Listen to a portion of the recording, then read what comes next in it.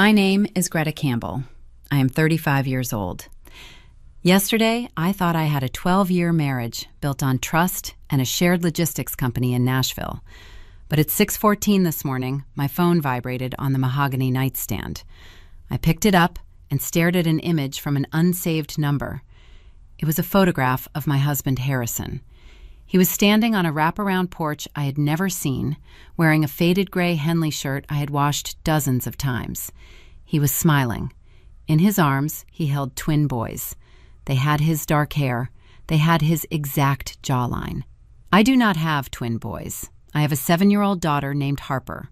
Before I tell you how this single text message caused my husband to willingly sign away his entire company and legally erased my mother-in-law from her own bloodline, please take a moment to subscribe to the Luck Vengeance channel.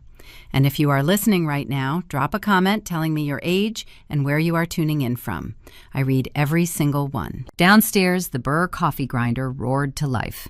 The sound vibrated through the floorboards. Harrison was in our custom kitchen measuring Ethiopian coffee beans on a digital scale to the exact gram. He required precision in every corner of his life. I looked back at the glowing screen. My pulse ticked against my throat. I did not throw the heavy duvet off the bed. I did not march down the stairs and hurl a coffee mug at his head. 10 years ago, as a junior compliance director for a regional healthcare network, I sat across a steel table from a hospital CEO who had embezzled $3 million. When I handed him the forensic ledger proving his crimes, he slammed his fists on the table. I sat there in silence, sipping tepid water, watching his career end. That morning taught me the most valuable lesson of my adult life. Panic is a liability.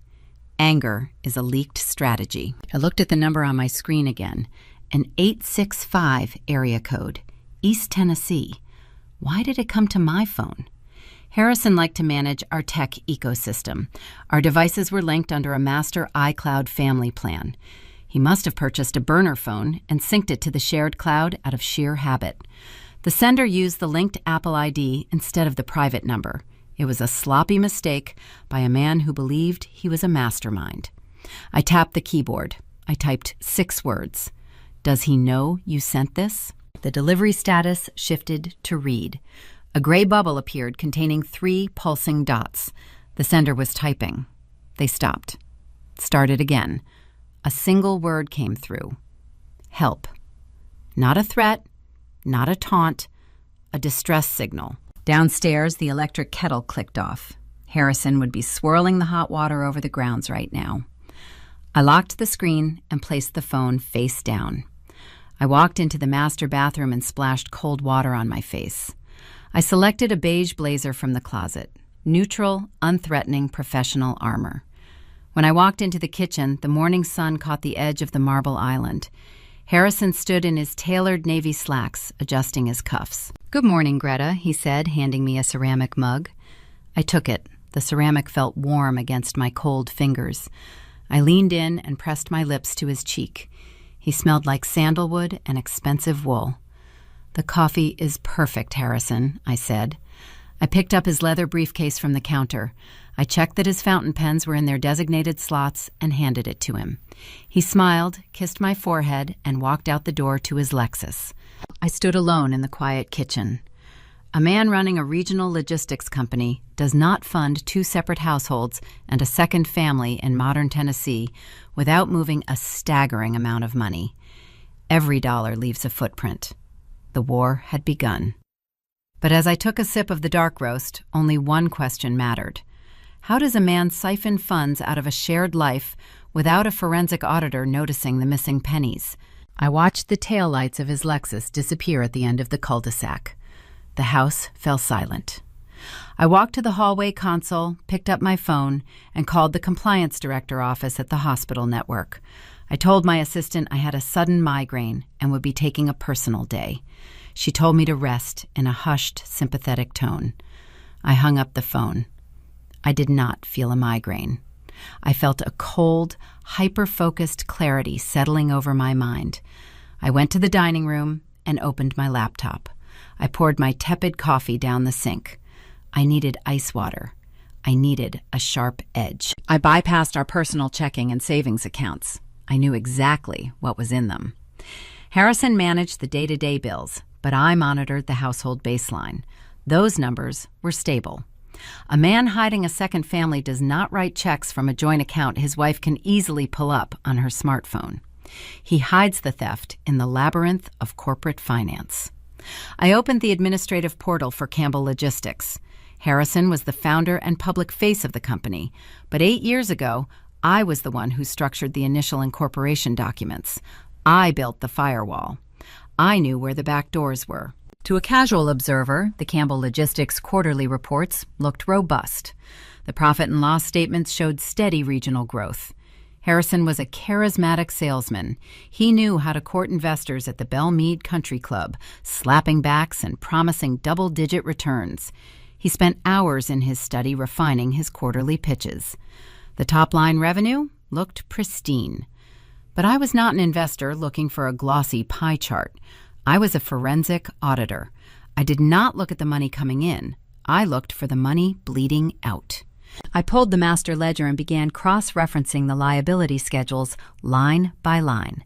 It took me 45 minutes to find the anomaly. It was buried deep in the metadata of a subsidiary account used for commercial property maintenance. There was a recurring monthly bank draft of $4,550. It was categorized as a variable equipment lease. Campbell Logistics owned a fleet of delivery trucks, so an equipment lease would pass a standard tax review without a second glance. But the routing number attached to the draft did not belong to a commercial vehicle vendor. I traced the routing number. It led back to a holding account at a separate regional bank. I pulled the property records for our shared commercial warehouse on Trinity Lane. 7 years ago, we purchased that warehouse together. I was 6 months pregnant with our daughter Harper at the time. I sat in the closing attorney office with swollen ankles and signed the documents believing I was securing a tangible legacy for my unborn child. I used my pristine credit score and my consulting bonuses to secure the initial down payment. It was the bedrock of our financial portfolio. When I opened the current county deed registry on my screen, the blood drained from my face. Harrison had not opened a new mortgage to fund his secret life. He knew a new mortgage would trigger an immediate alert on my credit monitoring apps. Instead, he had quietly approached a different lender and initiated a home equity line of credit on the Trinity Lane warehouse. He borrowed against the equity we built together. The draw amount was staggering, $800,000. He had leveraged the safety of our daughter's future to extract untraceable cash. I tracked the disbursement of the $800,000. The funds were wired in staggered increments over 3 years to a shadow entity registered as Knoxville Transport, LLC. I pulled the state business filings. The registered agent was Harrison Campbell. The listed address was a residential street in a Knoxville suburb. Harrison always claimed he hated Knoxville. Whenever an investor suggested expanding our shipping routes to the eastern side of the state, Harrison would wave his hand dismissively. He told everyone the market there was a dead zone. He said it was a waste of resources. He had built a perfect verbal alibi, a reason to never discuss the city. But the digital paper trail told a different story. I had the numbers. Now I needed physical proof of his movements. I closed the laptop and walked out to the garage. The air smelled of dormant dust and motor oil. Harrison kept his Callaway golf bag in the far corner, standing next to his polished tools. He told me he played 18 holes at the country club every Sunday morning with his executive team. It was his sacred routine. He would leave the house at 6 in the morning and return late in the afternoon smelling of sweat and claiming exhaustion. I walked over and unzipped the main compartment of the golf bag. I sifted through handfuls of wooden tees, plastic ball markers, and a hardened leather glove. I moved to the side pockets. I found a spare sleeve of golf balls and a half-empty tube of sunscreen. Then I unzipped the smallest pocket at the very bottom, a pocket meant for spare spikes. My fingers brushed against a crumpled piece of thermal paper. I pulled it out and smoothed it flat against the hood of my Honda SUV. The ink was fading, but the black text was legible. It was a toll booth receipt, Interstate 40 East, the Knoxville exit. The timestamp read Sunday afternoon at 2:15, the exact day and time he was supposedly finishing the back 9 holes at the country club in Nashville. I stared at the thermal paper. The physical toll of his lies washed over me. 3 hours to Knoxville, 3 hours back. A 6-hour round trip on a Sunday. He spent his weekends burning up the highway while I took our daughter to the park, believing her father was networking to secure her future. He was managing his time with the same ruthless efficiency he used to manage his supply chains. A man who calculates coffee beans to the gram also calculates his alibis down to the minute. The narrative of my life fractured and reset itself in the quiet garage. The betrayal was no longer just romantic. It was not a simple story of a husband straying into the arms of another woman in a cheap hotel room. This was a structural financial crime. Harrison was cannibalizing our family foundation to build a second one.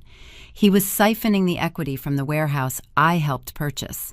He was draining the security I worked my entire adult life to build. He was feeding me lies over artisanal coffee while handing my money to a shadow LLC. I folded the receipt and slipped it into my blazer pocket. I walked back into the house. The silence of the empty rooms felt different now. It did not feel peaceful. It felt like a crime scene. I sat back down at the dining table and looked at the address listed on the Knoxville Transport LLC incorporation papers. A residential street, a house bought and paid for with my stolen equity. The paper trail stretched 3 hours east down the highway. I knew the numbers. I knew the LLC.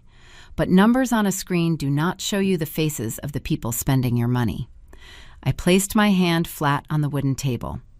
Now that the paper trail leads 3 hours east to an address in Knoxville, I needed to know exactly what was waiting behind that front door. I arranged for our daughter Harper to spend the evening at a classmate house. I needed the Nashville property entirely empty. The quiet rooms provided the perfect acoustic environment for the performance I was about to deliver. I stood in the kitchen chopping rosemary and garlic on a thick butcher block. The repetitive motion grounded me.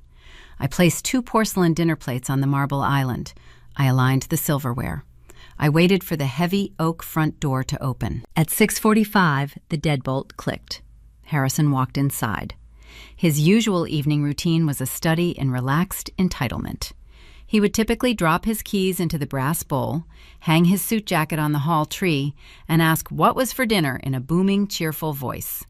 Tonight, he did none of those things. He closed the door silently. He kept his suit jacket on. His posture was rigid, his shoulders drawn up near his ears. I watched him from the kitchen archway. He bypassed the brass bowl and gripped his keys tightly in his left hand.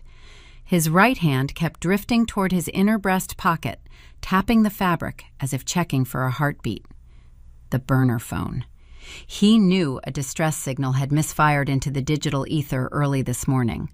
He spent his entire day waiting for the fallout. He expected me to greet him with a printed screenshot of the twin boys on the wraparound porch. He was a man bracing for an execution. "Hello, Greta," he said. His voice lacked resonance. It sounded thin and hollow. He refused to meet my eyes, focusing instead on the pristine hardwood floor. "Dinner is almost ready," I replied. My tone was light, airy, and deliberately naive. He walked into the kitchen and poured himself a glass of tap water. He drank it too fast. A bead of sweat trickled down his temple, glistening under the recessed lighting. The air conditioning was set to 68 degrees, but Harrison was burning from the inside out. He needed a release valve. If I let his paranoia fester, he might act unpredictably. He might drive to Knoxville and move the second family before I could secure my assets. I needed to diffuse his terror. I needed him to feel safe. To do that, I had to give him a crime he could easily beat. I picked up one of the porcelain plates. I held it in both hands, my fingers gripping the smooth edges. I looked at him. I let my jaw tremble. I forced the muscles in my face to tighten, mimicking the physical symptoms of a woman on the verge of a breakdown. I saw the credit card statement. "Harrison," I said. My voice cracked a perfect replication of a stifled sob. He froze. The water glass halted halfway to the counter. His chest stopped moving. He was calculating his exposure.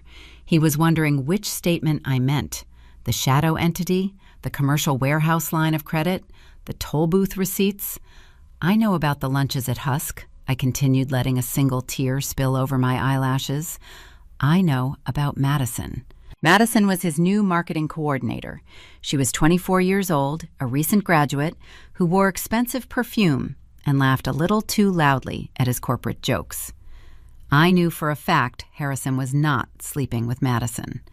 A man orchestrating a dual life in Knoxville did not have the spare bandwidth or the reckless energy to juggle a junior employee in his Nashville office.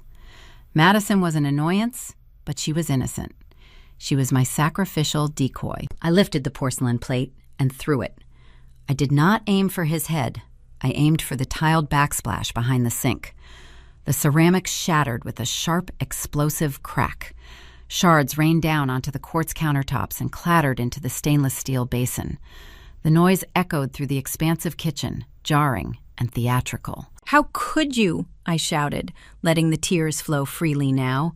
I weaponized the genuine, suffocating grief I felt over my stolen equity and my daughter-drained future, channeling it into a fake narrative of petty jealousy. A girl 10 years younger than me. You expense $200 lunches on the corporate card while I sit here managing this house. Do you think I am stupid? I watched the physical transformation wash over my husband. It was a masterclass in narcissistic relief. The rigid tension melted from his spine. His shoulders dropped. The sweat on his temples seemed to dry instantly. He exhaled a long, heavy breath.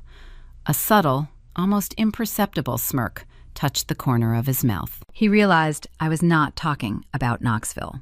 I was not talking about the twin boys. I was not talking about the $800,000. I was acting like a cliché, an insecure, aging wife threatened by a fresh-faced intern. I had given him the easiest battle of his life. "Greta, you are being hysterical," he said.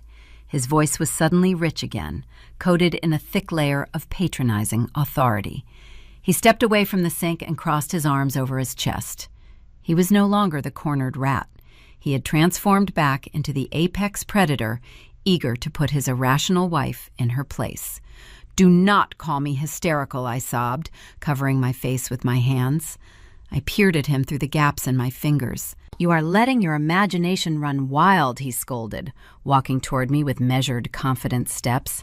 "Madison is a junior coordinator. We had a working lunch to discuss the third quarter logistics rollout. There were 3 other people at the table. You are looking for shadows where there is only daylight." "Prove it," I cried, leaning against the marble island, letting my shoulders slump in defeat. With a theatrical sigh, he reached into his pocket and pulled out his primary smartphone.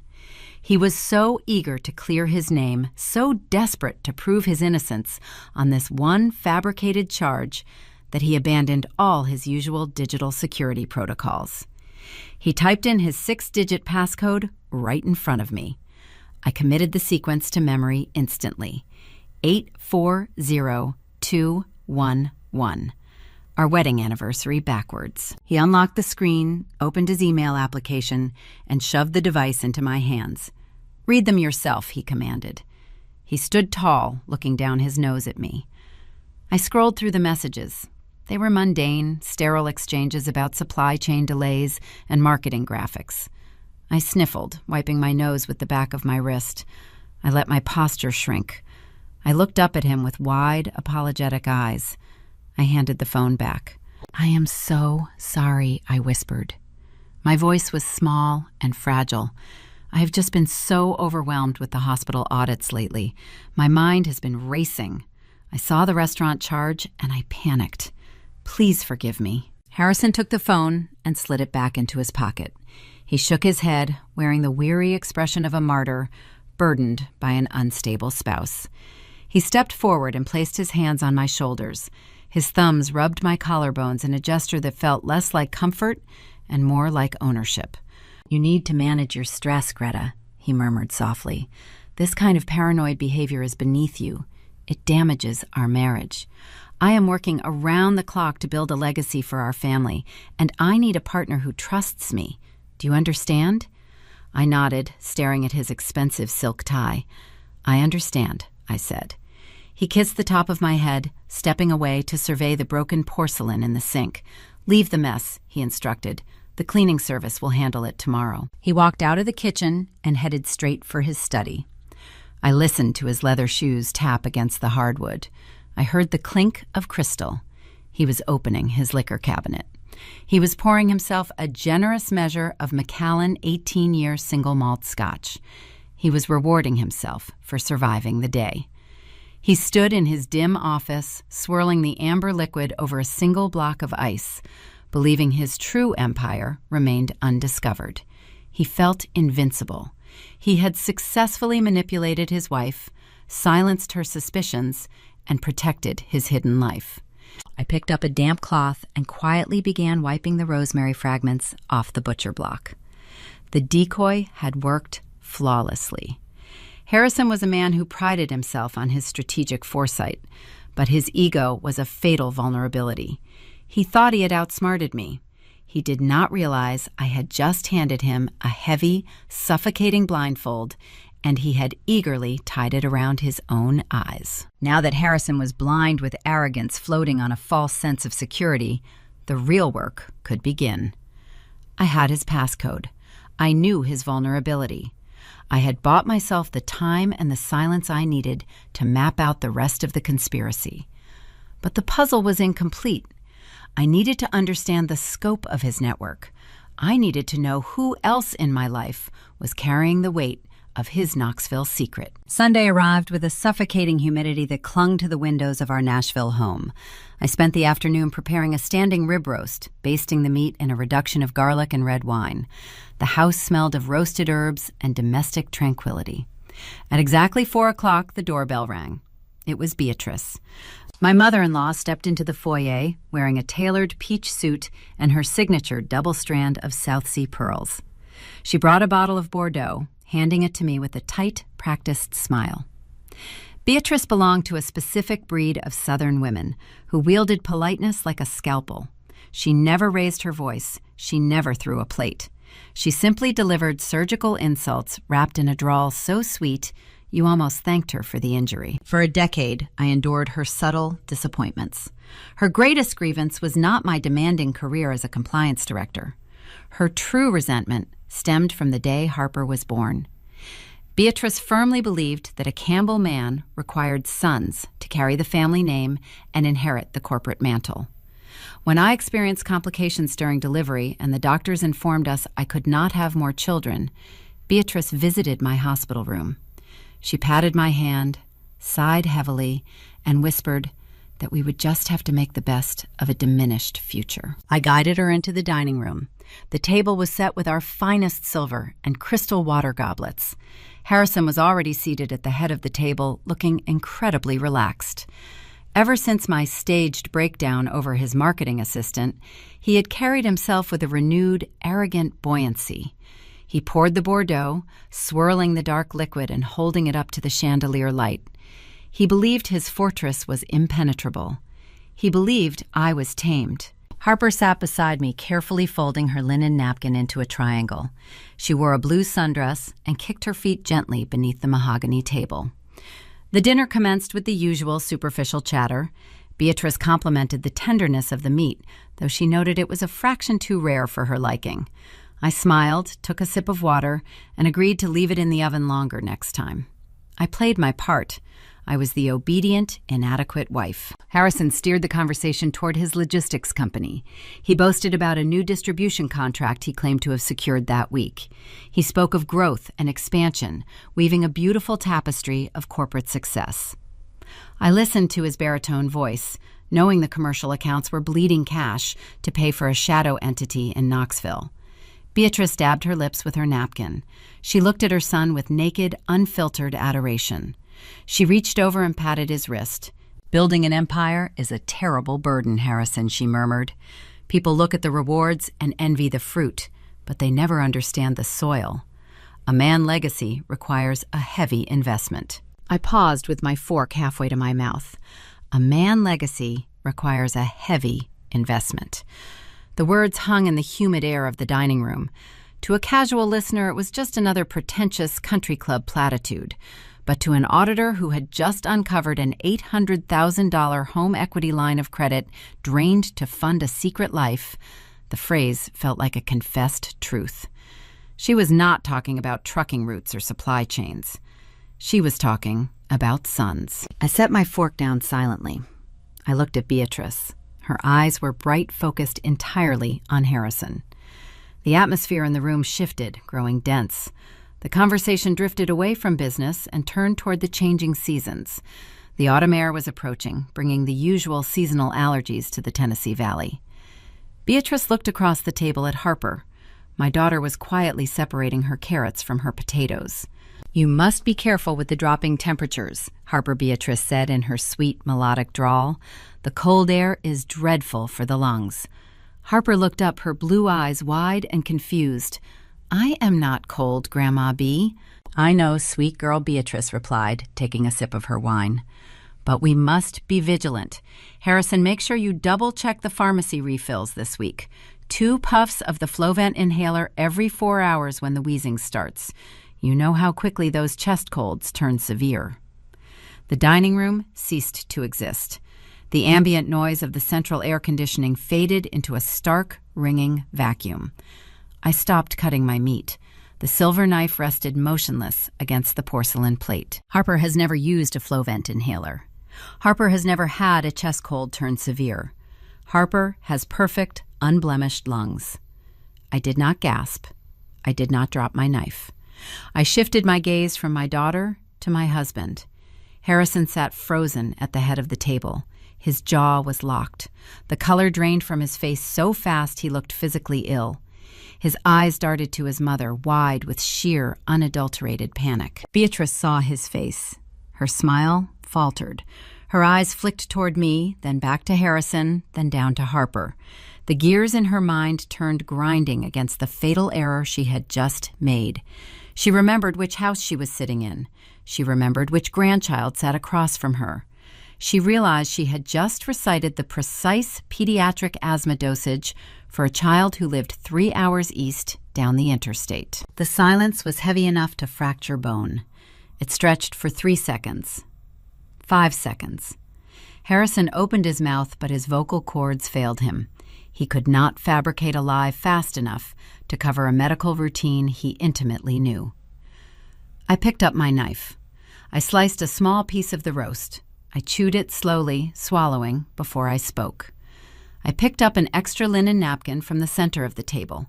I extended my arm and handed it directly to Beatrice. "You have a spot of wine on your chin, Beatrice," I said.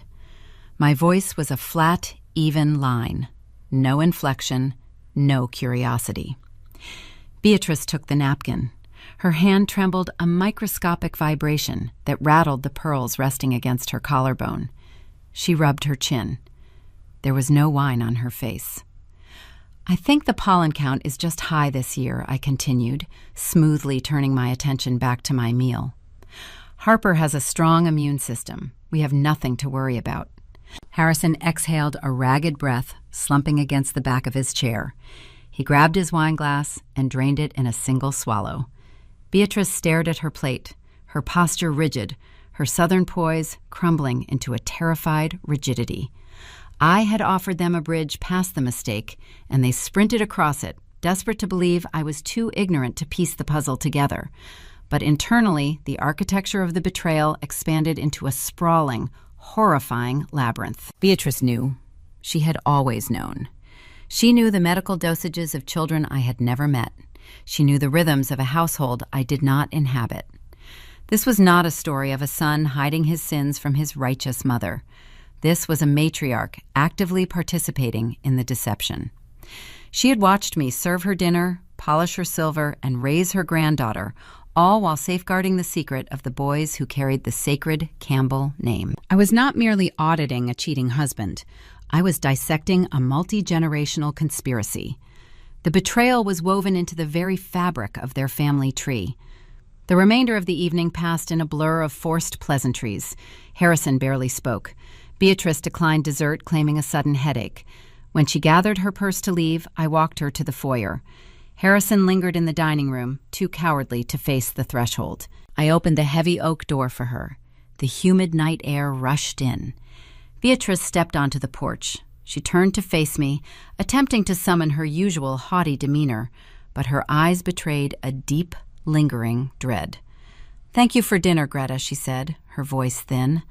The roast was adequate. I smiled. It was a cold, razor-sharp expression that did not reach my eyes.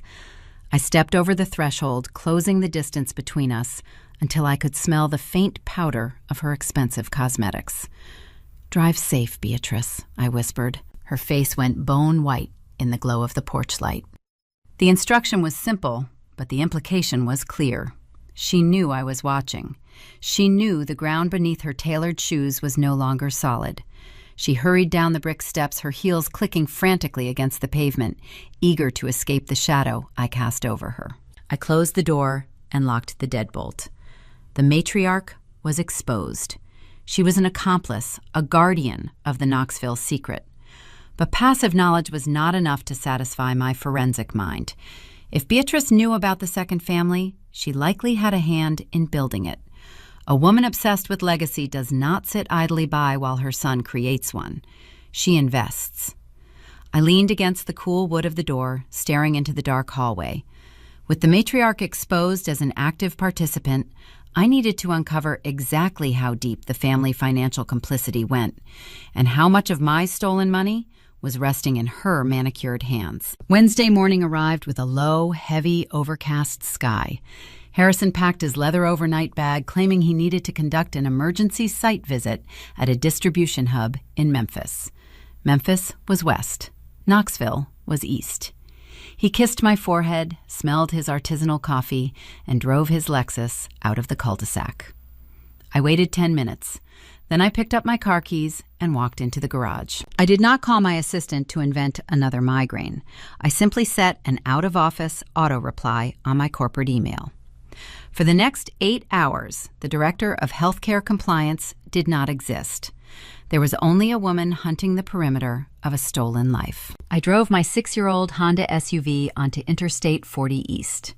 The 3-hour drive stretched out before me, a ribbon of gray asphalt cutting through the rolling Tennessee hills. My hands gripped the steering wheel knuckles, pale against the black leather. I drove in absolute silence. I did not turn on the radio. I did not listen to a podcast. I needed the quiet to construct the psychological profile of the woman waiting at the end of this highway. Her name was Sylvia. I found it buried in the public utility records tied to the Knoxville Transport LLC address. In my mind, I had built a composite sketch of her. I pictured a ruthless, opportunistic younger woman, someone draped in designer labels, driving a luxury vehicle paid for by the home equity line of credit drained from my commercial warehouse. I imagined a woman who happily colluded with Harrison, content to live in the shadows as long as the bank transfers cleared. I fed that image, letting it sharpen my resolve. I pulled into the Knoxville suburb just past noon. It was an enclave of new wealth. Manicured lawns, expansive lots, and architecture that screamed quiet luxury. I drove past the address slowly, my eyes locked on the property. I parked the Honda 2 blocks away under the shade of a mature oak tree. I walked the remaining distance, my flats soundless against the concrete sidewalk. The house was a stunning, newly built modern farmhouse. It featured a sprawling wraparound porch, white board and batten siding, and a roof of dark standing seam metal. It was a fortress of domestic perfection, built with the bricks of my stolen equity. I stopped across the street, standing behind a thick row of privacy hedges, and watched the front door.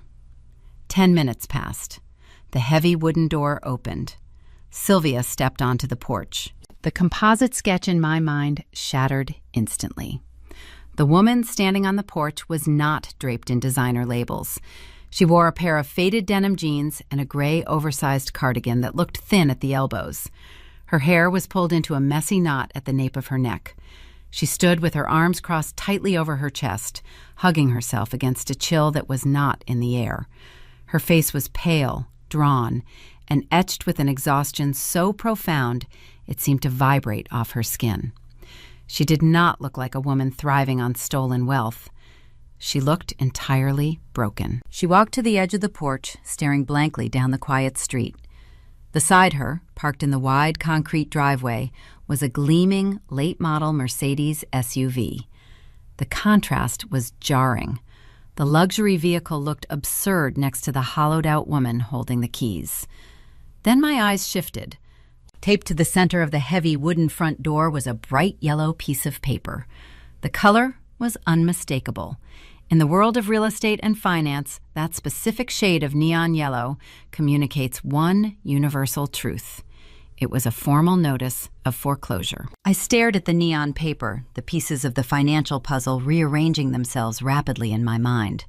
Harrison had drained $800,000 from our shared commercial warehouse to fund this shadow entity. But Campbell Logistics was failing.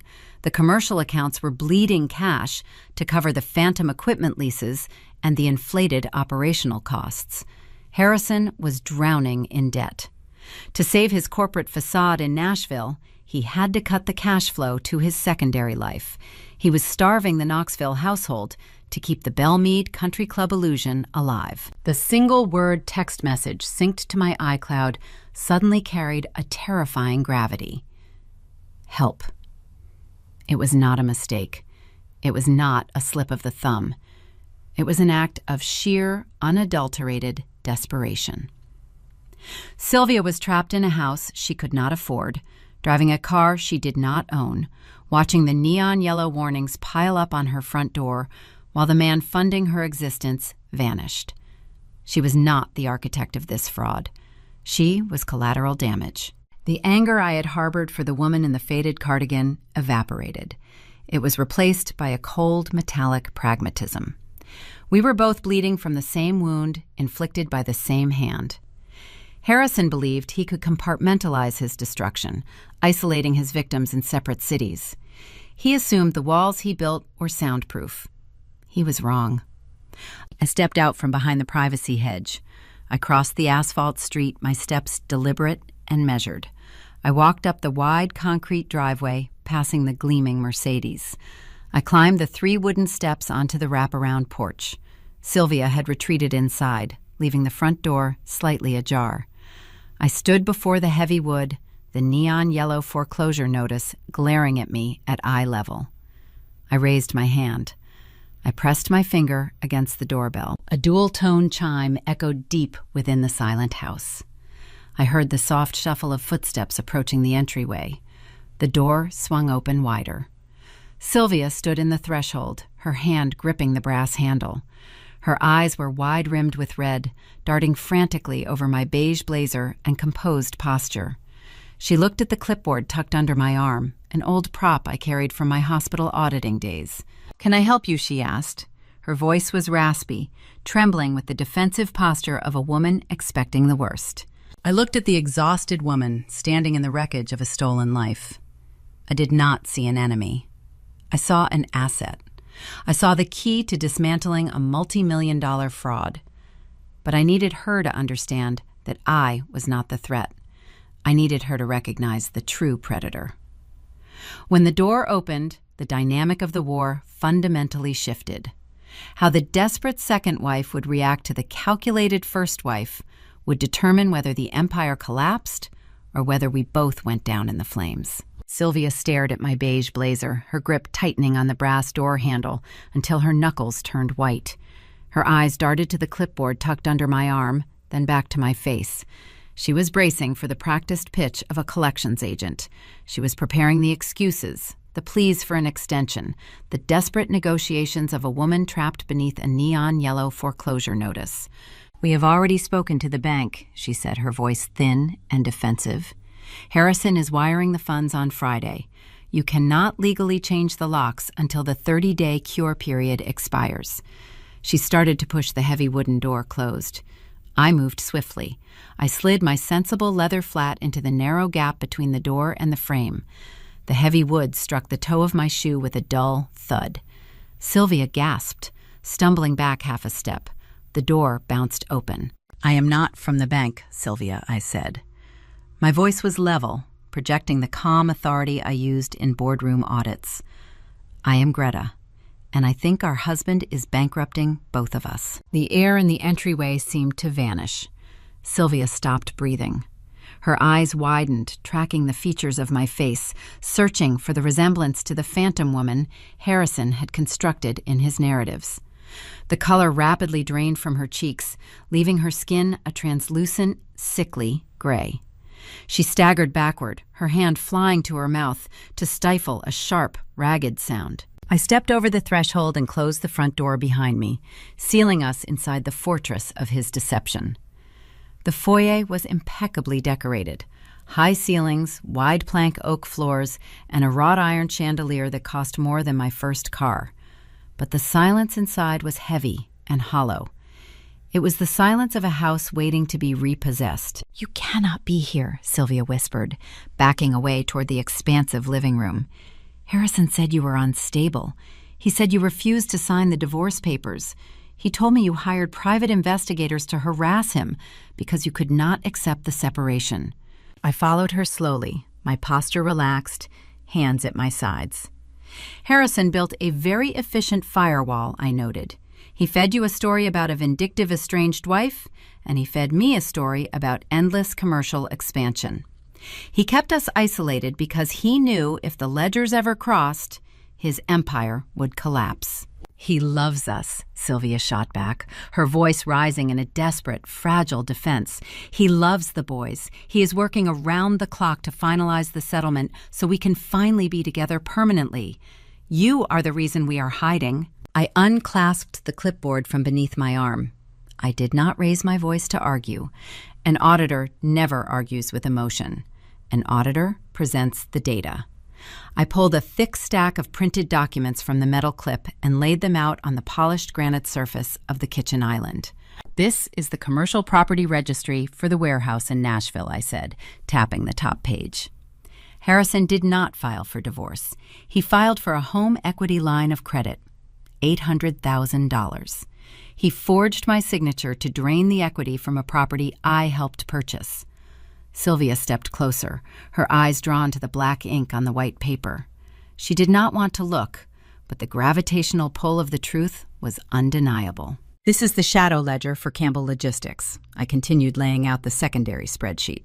"He is not working around the clock to secure a settlement. He is bleeding his own company dry to pay for the phantom equipment leases that fund this house.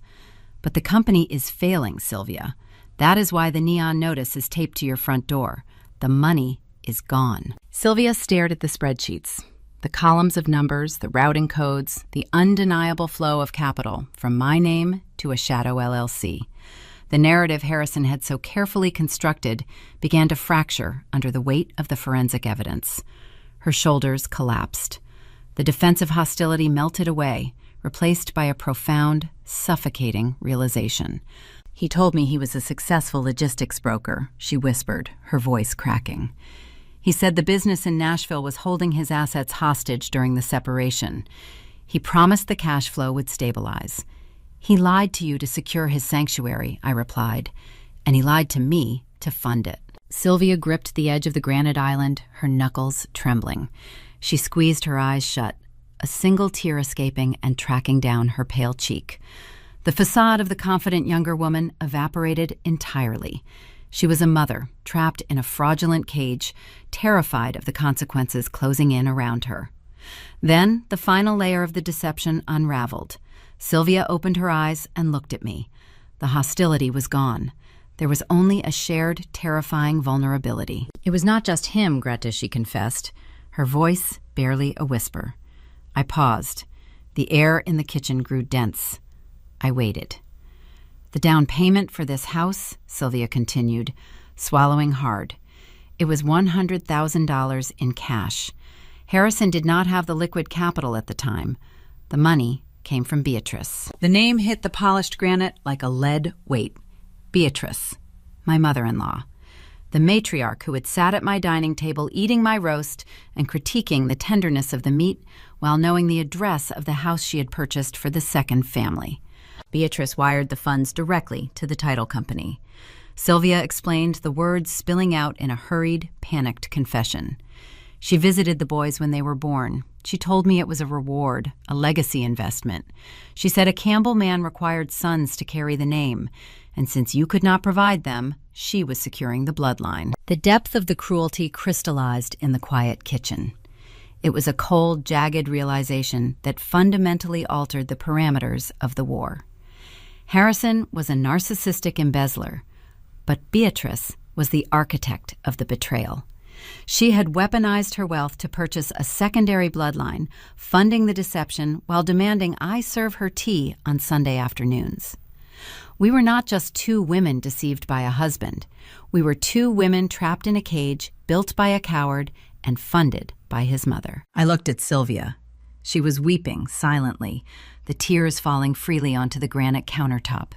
She was terrified of the bank, terrified of Harrison, and terrified of the matriarch who held the financial leash. I reached out and placed my hand over hers. Her skin was freezing. "Dry your eyes, Sylvia," I commanded softly. The time for weeping ended when the foreclosure notice hit the door. She looked up at me, her chest heaving with stifled sobs. "What do we do? He controls everything. If the bank takes the house, I have nowhere to go with the boys." "He controls the illusion," I corrected her. "He controls the narrative.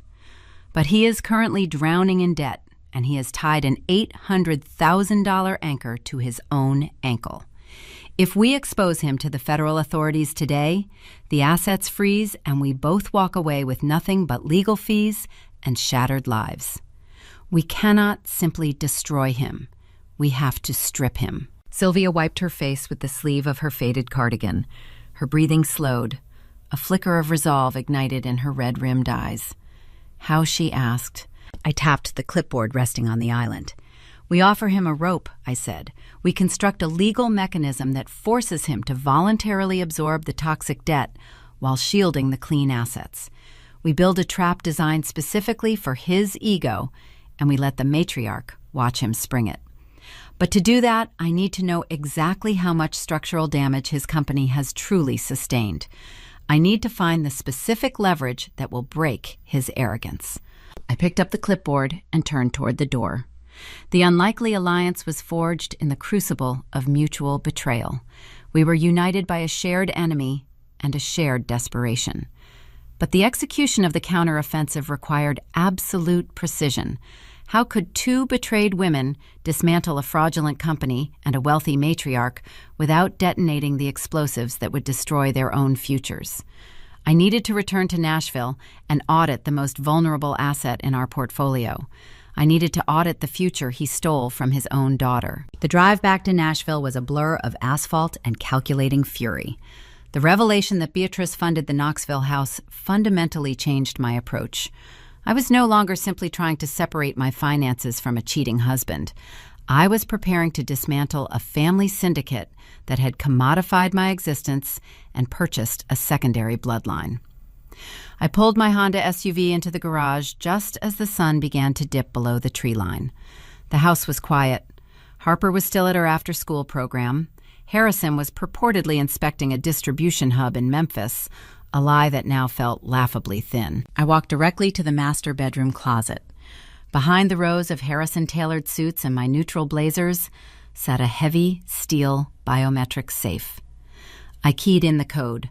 The bolts retracted with a solid mechanical clunk.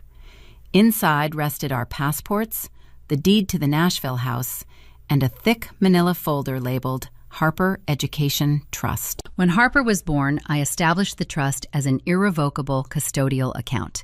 I designed it to be the financial bedrock of her future, a guarantee that her education would never be compromised by the volatile nature of the logistics industry. Every month for 7 years, Harrison was responsible for transferring a specific percentage of our dual income into the account.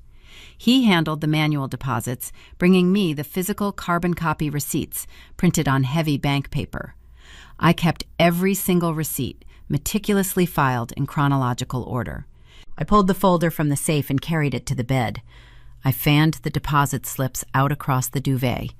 They represented a cumulative investment of $120,000, The math was perfect. The dates aligned.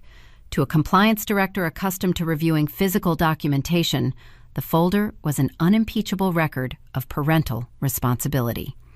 But I was no longer looking at the physical paper. I was looking through the lens of the shadow ledger. I opened my laptop and navigated to the primary portal of the regional bank where the trust was held. I bypassed the summary dashboard and requested the direct, real-time balance of the specific routing number assigned to Harper custodial account. The loading icon spun for 3 agonizing seconds. The screen refreshed. The balance displayed in bold black numerals, $0.00. I stared at the monitor. The digits did not fluctuate. The screen did not glitch. The account was entirely, unequivocally empty. I ran a diagnostic trace on the routing number, pulling the transaction history for the past 84 months. There were no withdrawals. There were no emergency transfers. There was nothing. The account had never received a single deposit. The initial opening balance of $500, which I had personally transferred the day she was born, had been slowly eroded by monthly maintenance fees until the account flatlined. I looked down at the neatly organized fan of deposit slips resting on the duvet. I picked one up. I rubbed my thumb across the printed text. It felt authentic. It looked authentic. But it was a fabrication. Harrison had procured a stack of blank bank forms and run them through a high-quality laser printer in his corporate office. For 7 years, he had handed me forged slips of paper, smiling over his artisanal coffee while pocketing the cash. The money meant for Harper's future never made it to the bank. It was diverted directly into the operating capital of Campbell Logistics. I accessed the corporate ledger I had downloaded earlier that morning. I cross-referenced the dates of the forged deposit slips with the outgoing commercial payments. The timing was perfectly synchronized. Every time Harrison handed me a fake receipt, a corresponding amount of cash was wired to a series of independent shipping contractors. I dug into the contractor files. The companies listed on the invoices did not exist. They were shell corporations registered to vacant lots and P.O. boxes. Harrison was paying off ghost routes. He was generating fake trucking invoices to artificially inflate the volume and revenue of Campbell Logistics. He needed the company to appear highly profitable to secure the country club investors and maintain his public facade as a logistics prodigy. When the genuine revenue fell short, he cannibalized his own daughter trust fund to cover the deficit. The cold, pragmatic compliance director vanished. The clinical distance I had maintained since the text message arrived shattered completely. For exactly 10 seconds, I did not think about leverage or asset reallocation or federal wire fraud statutes. I became an enraged, primitive mother. My vision blurred. A visceral, suffocating heat radiated from my chest. He had stolen my equity to buy a second family, and he had stolen my daughter's future to buy his corporate ego. He was a parasite, consuming the lifeblood of his own children to sustain the illusion of his success. I closed the laptop with a sharp snap. I gathered the forged deposit slips, aligning the edges perfectly, and placed them back into the manila folder. I slid the folder into my briefcase. The rage was a potent fuel, but I refused to let it burn out of control. I compressed it, hardened it into a dense, weaponized core. I needed to maintain my composure. I had a school event to attend. At 4:30, I sat in the folding metal chair of the elementary school gymnasium. The room smelled of floor wax and nervous energy. The annual spelling bee was underway. Harper stood on the wooden stage, her hands clasped tightly behind her back. The microphone stand was adjusted too high, forcing her to tilt her chin upward. The judge leaned into the microphone. "Your word is integrity," he announced. Harper nodded. "Integrity," she repeated, her voice clear and steady, echoing through the gymnasium speakers. INTEGRITY.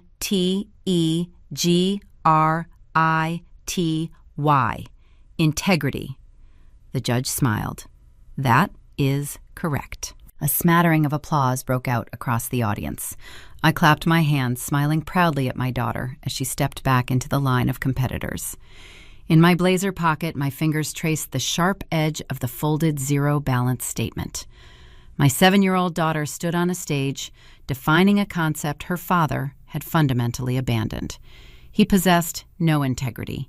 He possessed only leverage and lies, and he was currently draining the very lifeboats meant to save his family. I stepped out of the gymnasium and walked into the quiet, fluorescent-lit hallway.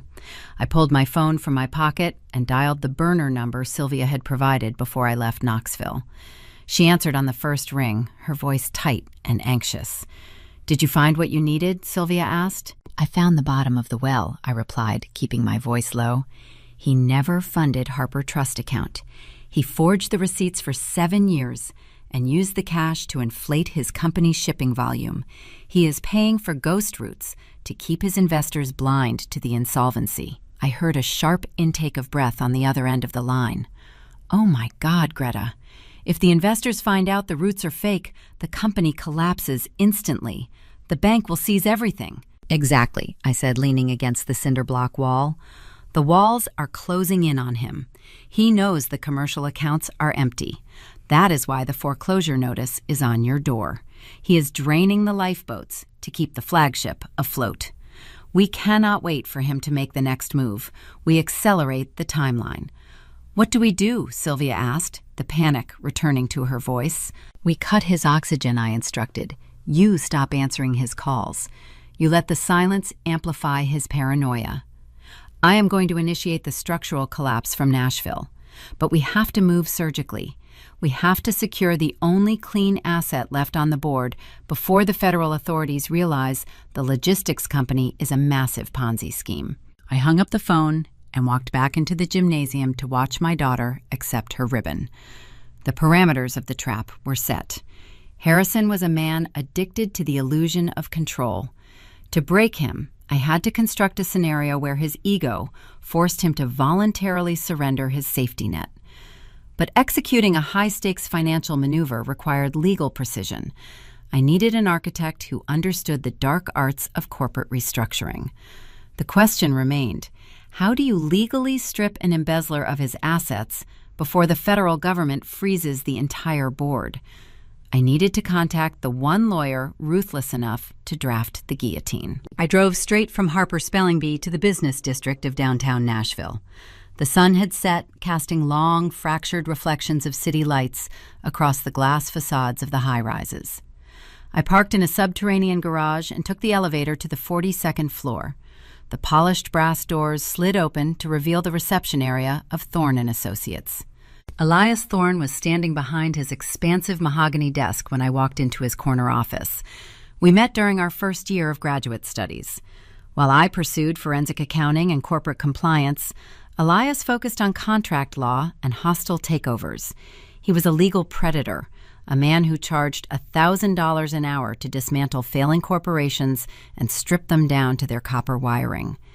He wore a tailored charcoal suit and possessed a sharp, unyielding gaze that made opposing counsel sweat. He dismissed his paralegal with a subtle wave of his hand and locked the heavy wooden door behind me. He walked over to a crystal decanter, poured 2 measures of bourbon, and slid one across his desk. "You look like you just audited a ghost, Greta," he said, noting the rigid set of my shoulders. I did not touch the bourbon. I unlatched my briefcase and pulled out the thick stack of documents I had compiled. I laid them out across his pristine desk pad. The home equity line of credit, the shadow ledger for Knoxville Transport LLC, the forged trust deposit slips, the federal transport logs proving the ghost routes. "Read it," I instructed. Elias set his glass down. He picked up the first file. The ambient hum of city traffic bled through the floor-to-ceiling windows as he turned the pages. I watched his eyes track the columns of numbers. I watched his brow furrow as he cross-referenced the dates of the equity draws with the phantom equipment leases. For the first 10 minutes, the only sound in the office was the crisp shuffle of heavy paper. When Elias finally looked up, the cynical amusement had vanished from his face. It was replaced by a stark, professional gravity. "Harrison is running a multi-million-dollar Ponzi scheme," Elias stated, his voice hushed. He leveraged your shared commercial warehouse to fund a shadow entity, and he is fabricating shipping routes to hide the insolvency from his investors. Greta, this is not just grounds for divorce. This is federal wire fraud. Look at the commercial loan renewal documents, I said, pointing to the bottom of the stack. He needed a secondary guarantor to keep the logistics company afloat when the profit margins started to collapse. Elias pulled the loan renewals from the pile. He flipped to the signature page. My name was signed on the guarantor line, committing my personal assets to cover the corporate debt if Campbell Logistics defaulted. The signature looked remarkably similar to my own handwriting. A casual observer would never question it, but I was not a casual observer. Notice the ink, I told him. Elias leaned closer under the glow of his desk lamp. It is blue, he noted. I nodded. Harrison is a creature of obsessive habit. He keeps his desk organized with military precision. He uses expensive fountain pens. For legitimate business, for investor contracts, for our marriage license, he exclusively uses black ink. Black represents permanence to him. It represents reality. But over the last 12 years, whenever he needs to sign something, he wants to mentally detach from something fraudulent or deceitful, he reaches for the blue pen. He compartmentalizes his crimes, right down to the color of his ink. It is his silent tell. Elias traced the blue signature with the end of his reading glasses. He forged your consent on a federal transport guarantee, he murmured, processing the severity of the crime. The blue ink is poetic, but the legal reality is devastating. The Federal Bureau of Investigation will tear his life apart for this. The Securities and Exchange Commission will seize every bank account attached to his name. Elias reached across the desk and picked up his desk phone. I have a direct contact at the federal prosecutor office. We hand this over tonight. They will issue the warrants by Friday morning. I reached out and placed my hand over his, pinning the phone to the cradle. We do not go to the FBI. Elias, I said. My voice was a low, steady current. He stared at me, his jaw tightening. Greta, you cannot hide this. You are a compliance officer. You know the statutes. If the investors find out the roots are fake, the fallout will be catastrophic. You have to be the whistleblower to protect yourself. If we blow the whistle today, the federal government freezes the entire board, I explained, keeping my hand pressed firmly against his. They lock down the commercial accounts. They lock down the warehouse. They lock down the Knoxville house. The assets go into federal receivership. It will take 5 years of grueling litigation to untangle the marital property from the corporate fraud.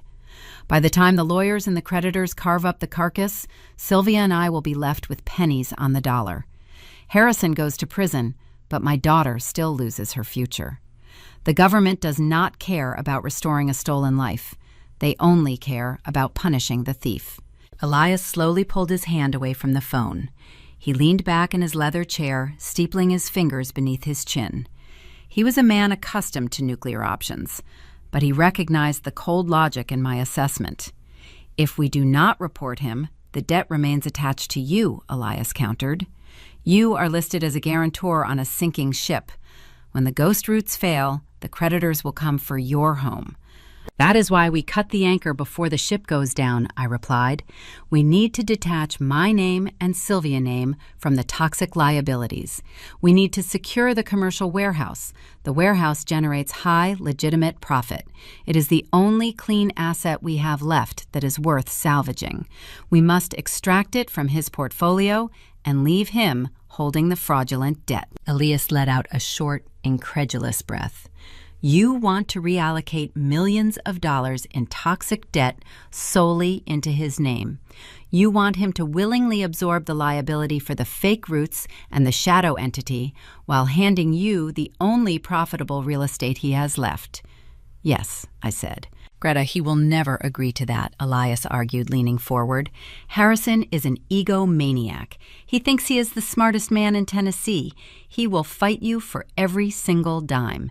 If you present him with a settlement that strips his assets, he will hire a team of litigators to bury you in injunctions.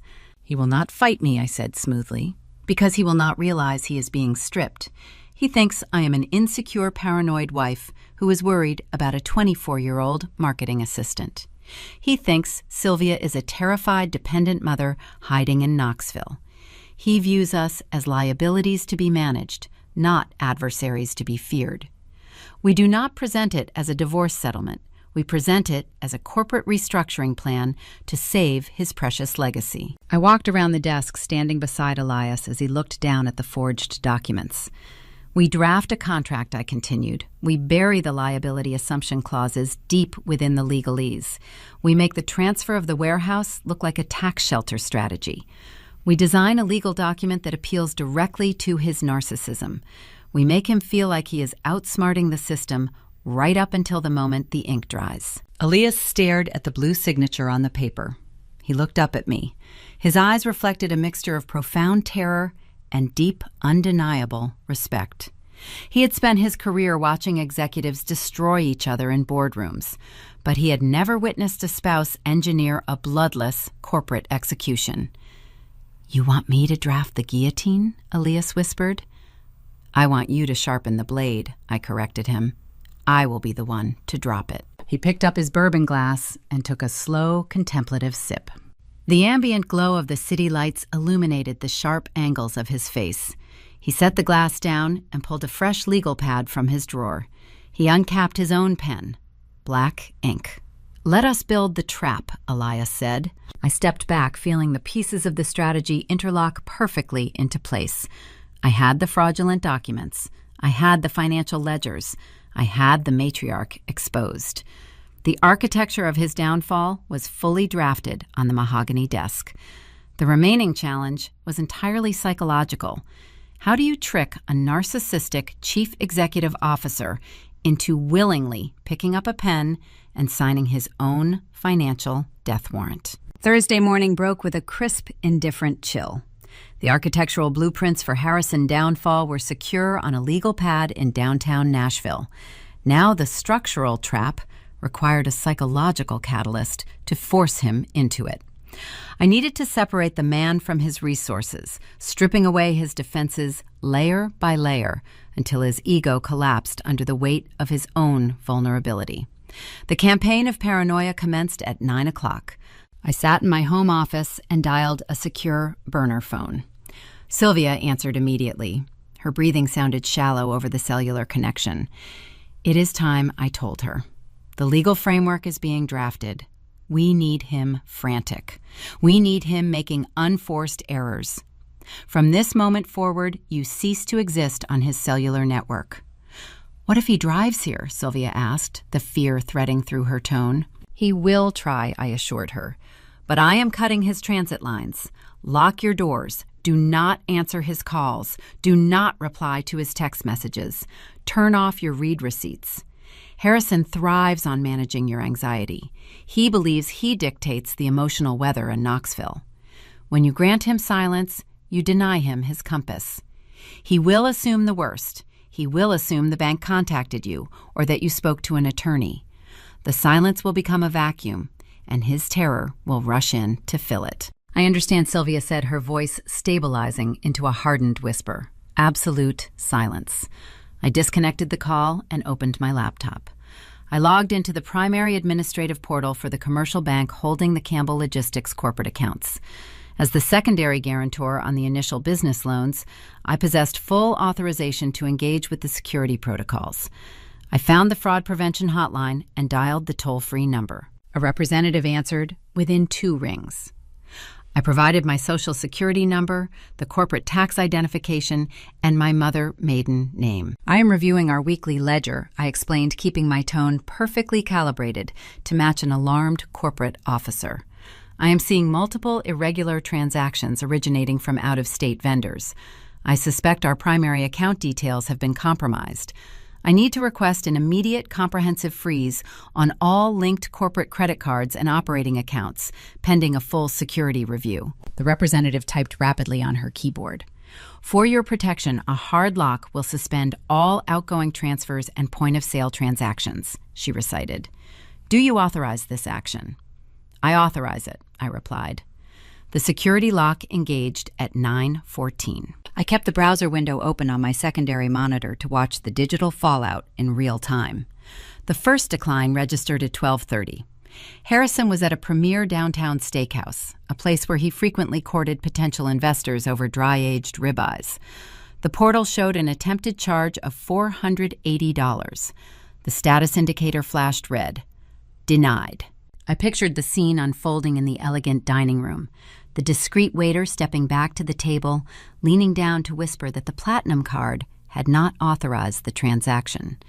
Harrison would chuckle, wave it off as a bank error, and hand over a secondary corporate card. At 12:34, the second card registered on my screen. Denied. The humiliation would be immediate and visceral. A man whose entire identity was anchored to his financial liquidity was suddenly sitting across from wealthy investors without the ability to cover a lunch tab. At 2:15, another notification popped up.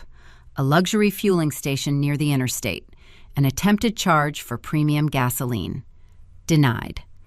At 3 o'clock, he tried to reserve a room at a high-end hotel near the Knoxville airport, undoubtedly planning a sudden trip to secure his second family. Denied. His daily existence relied on frictionless commerce. Without his plastic, he was paralyzed. The invisible leash I held had snapped tight, choking his movement. The heavy oak front door of our Nashville home swung open at 4:30. He was hours early. I remained seated in my office listening to his footsteps. He did not drop his keys into the brass bowl.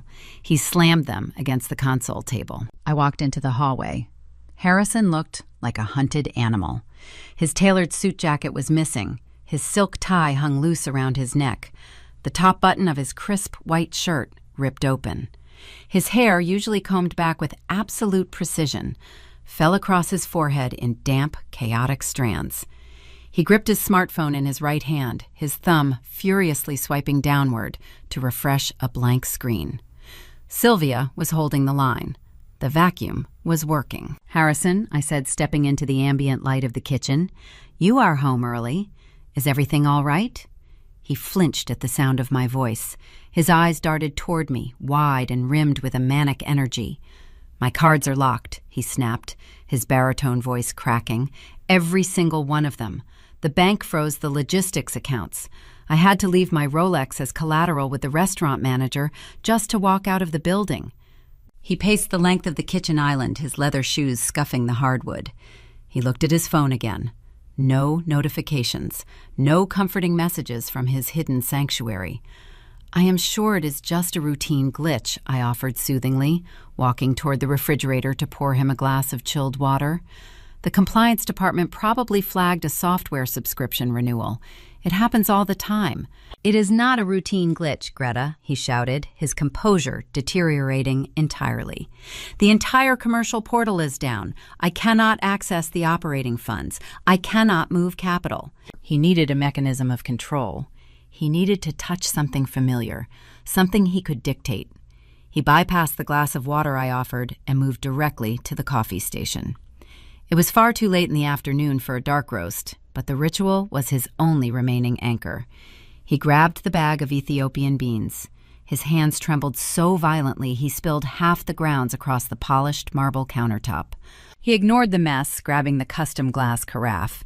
He carried it to the sink to rinse the filter. His fingers, slick with nervous sweat, failed to secure a grip on the smooth neck of the vessel.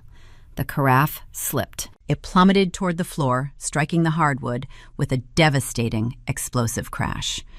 Tempered glass splintered in 100 different directions, scattering across the kitchen. Shards of jagged debris mixed with the spilled coffee grounds, creating a chaotic, hazardous ruin at his feet. Harrison froze. He stared down at the shattered remnants of his sacred ritual. His chest heaved. The physical destruction of the object mirrored the invisible collapse of his empire. The illusion of his authority lay broken on the floor, impossible to reconstruct. He squeezed his eyes shut, letting his head fall forward in a posture of utter defeat. I did not scold him for the mess. I did not gasp. I walked calmly to the utility closet and retrieved the broom and a metal dustpan. I stepped into the debris field, positioning myself carefully beside him. The stiff bristles of the broom scraped against the floor, gathering the sharp fragments into a neat, manageable pile. The sound of the glass clicking into the metal pan was methodical and rhythmic. "It is all right, Harrison," I murmured, keeping my gaze focused on the task. "It is just glass. We can replace it." He opened his eyes and looked at me, desperate for a lifeline. "Greta, you are the secondary guarantor. You have to call the fraud department right now. Tell them to lift the security hold. I have vendors to pay. I have emergencies to manage." He emphasized the word emergencies, his mind undoubtedly visualizing the neon yellow foreclosure notice taped to the Knoxville door. I swept the final few splinters into the pan and stood up. I gave him a warm, deeply sympathetic smile. "I tried calling them when I saw the alert on our joint app this afternoon." I lied, smoothly, watching his eyes widen with hope. "But the Tier 2 security division is already closed for the evening. They said the hold requires a dual verbal verification during standard operating hours. I will fix it for you tomorrow morning as soon as they open." Tomorrow morning, he echoed the hope, draining from his face, leaving behind a hollow, ashen despair. "I cannot wait until tomorrow morning. I need the funds tonight." "There is nothing we can do tonight, darling," I whispered, reaching out to gently adjust the collar of his ruined shirt. "You just need to rest. Let me make you a cocktail. You are safe here." He pulled away from my touch, backing out of the kitchen as if the air itself was suffocating him. He looked at his blank phone one last time before fleeing toward his study, slamming the heavy door behind him. I stood in the kitchen, holding the dustpan full of broken glass. The psychological chokehold was set. He was isolated in his office, stripped of his liquid capital, denied communication with his secondary household, and terrified of the impending dawn. I poured the shattered pieces into the trash can. I let him sweat. I let the paranoia marinate in the dark. The foundation was crumbling, and a man who thrives entirely on financial leverage suddenly possessed none. The trap was waiting, hungry and open. What does a cornered, panicked narcissist do when his money is cut off and his invisible walls close in? The heavy oak door of Harrison's study remained shut for exactly 3 hours. I sat in the dark living room, watching the digital clock on the cable box shift from 8 to 9 and then to 10. I did not turn on a single lamp. I waited in the shadows, listening to the muffled, frantic pacing echoing from down the hall. A man stripped of his financial liquidity is a man deprived of his oxygen. I knew the exact moment he could no longer breathe. At 10:14, the study door clicked open. Rapid footsteps moved down the hallway, bypassing the kitchen entirely. The door leading to the garage unlatched. I heard the Lexus engine roar to life, the tires screeching against the concrete as he reversed out of the driveway.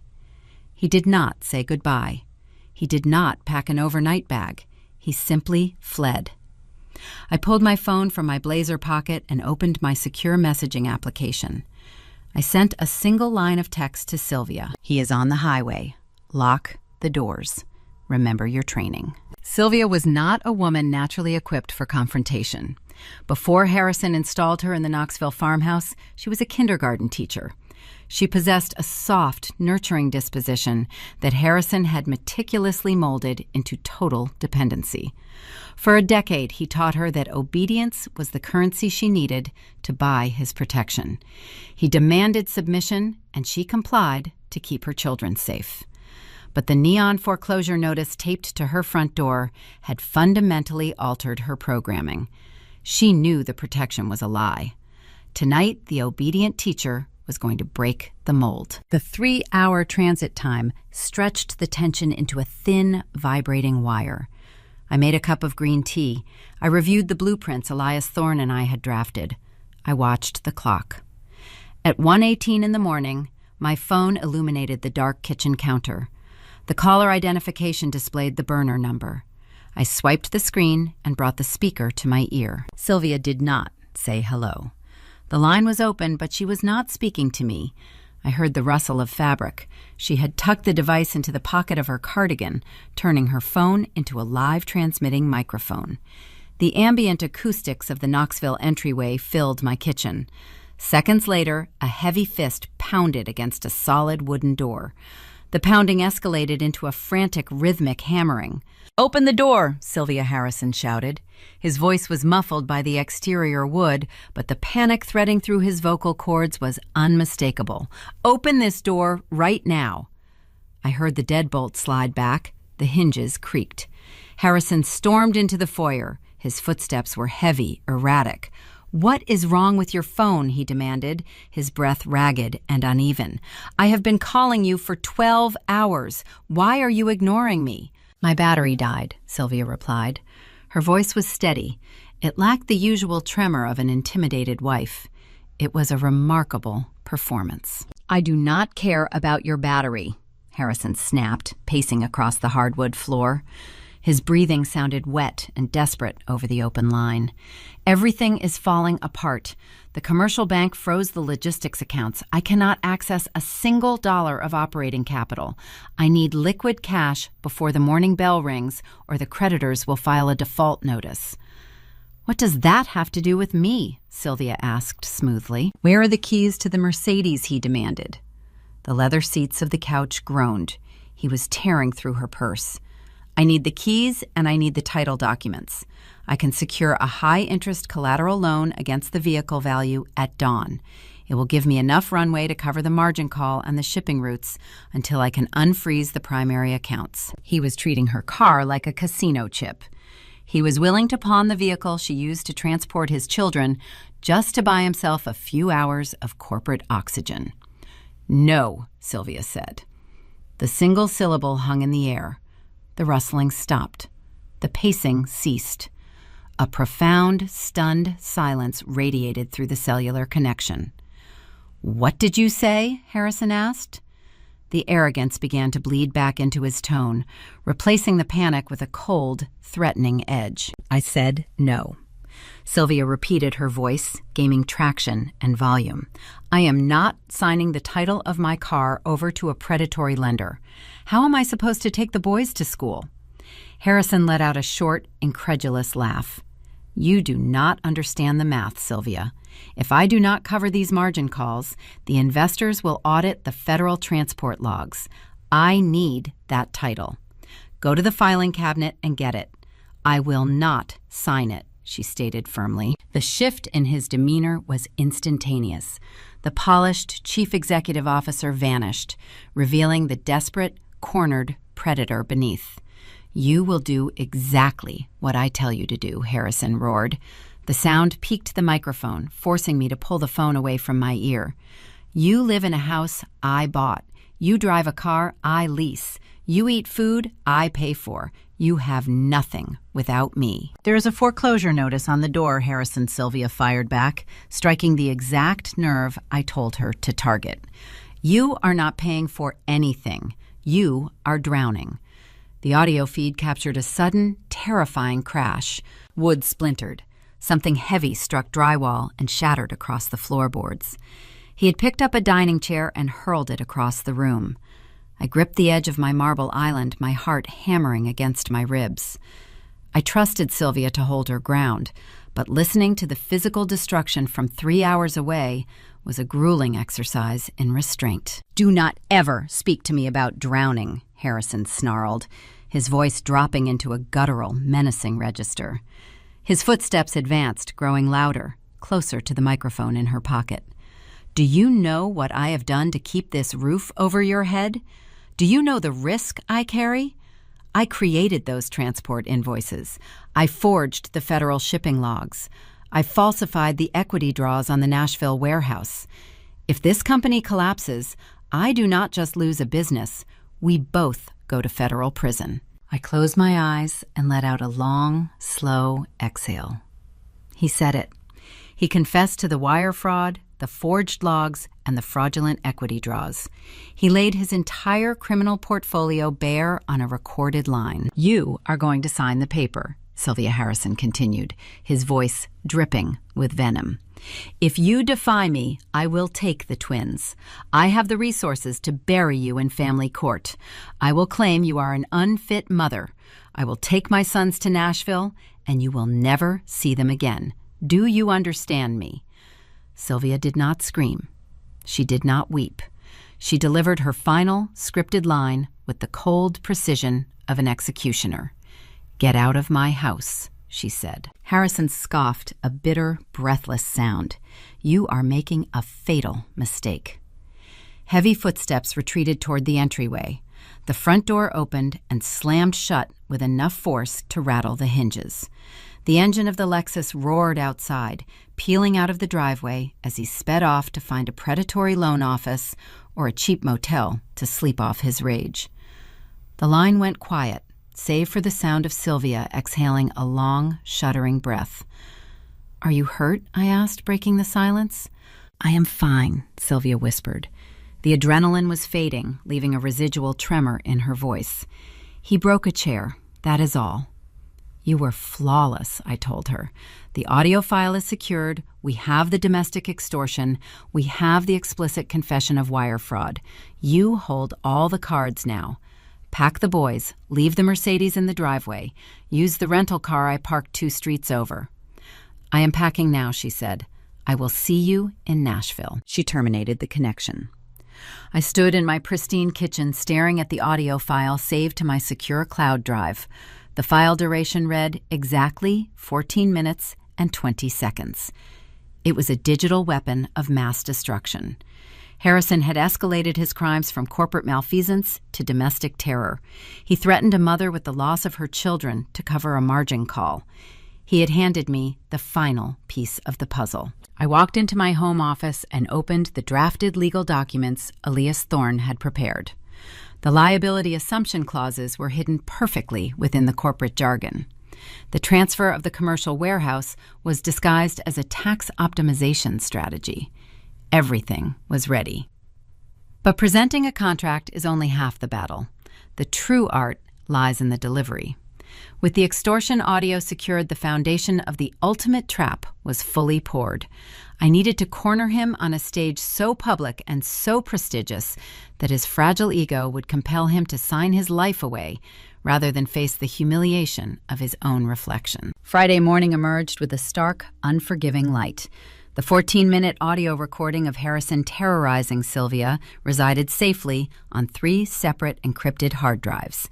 Sylvia and her twin boys were settled into an extended stay suite near the Nashville airport, registered under my maiden name. The physical pawns were off the board. Now I needed to solidify the legal architecture that would trap the king. I drove downtown to the glass tower housing Thorne and Associates. Elias was waiting in his corner office. 2 cups of black coffee rested on his expansive mahogany desk. A secure conference line hummed softly from the speakerphone stationed between us. Sylvia was on the other end, her boys watching a cartoon in the adjoining hotel room. Elias unclasped a thick leather portfolio. He did not offer a polite greeting. He knew the timeline was compressing rapidly. "We have the audio," Elias began, his voice projecting across the office. "A direct confession of federal wire fraud and a textbook case of domestic coercion. The district attorney would indict him before lunch." But a federal indictment triggers an automatic asset freeze. If we want to salvage the commercial warehouse, we have to execute the transfer before the government realizes Campbell Logistics is a fraudulent shell. "That is the objective," I replied, taking a sip of the bitter coffee. "We strip the profitable asset, leave him holding the toxic liabilities, and we do it under the guise of saving his company." Elias swiped a stylus across his tablet, projecting a 40-page document onto the wall monitor. "Let us review the Asset Reallocation and Liability Assumption Agreement." I looked at the title projected on the wall. It was too combative. Harrison views asset reallocation as a loss of control, I noted. He is a narcissist bleeding cash. If he feels defensive, he will demand his own legal counsel review the terms. We need to stroke his ego. Change the title. Call it "A Strategic Corporate Restructuring Plan to Optimize Legacy Holdings." Elias nodded, his fingers dancing across a keyboard. The title updated instantly. "That is pure vanity bait," he murmured approvingly. "Let us proceed to Section 4, I directed. Elias scrolled down the document. Section 4 is the extraction mechanism, he explained, for Sylvia's benefit over the speakerphone. "We are establishing an independent, irrevocable trust. Greta and Sylvia, you will be named as the sole co-trustees. The document legally transfers ownership of the Nashville Commercial Warehouse from Harrison Portfolio directly into this new trust. Will the bank allow a transfer if the property is carrying an $800,000 home equity line of credit? Sylvia asked, her voice crackling slightly through the speaker. Elias smiled a sharp, predatory smile. They will not allow it unless someone legally assumes the debt, he clarified. Which brings us to the beauty of Section 7. He scrolled further down the projection. Section 7 explicitly states that in exchange for relinquishing his interest in the warehouse to optimize corporate tax liabilities, Harrison Campbell personally assumes 100% of the outstanding home equity debt Elias recited. Furthermore, he assumes full personal liability for all commercial loans, vendor deficits, and operational deficits currently attached to Campbell Logistics. He is absorbing millions of dollars in fraudulent debt, Sylvia summarized quietly. And he is doing it voluntarily, I added.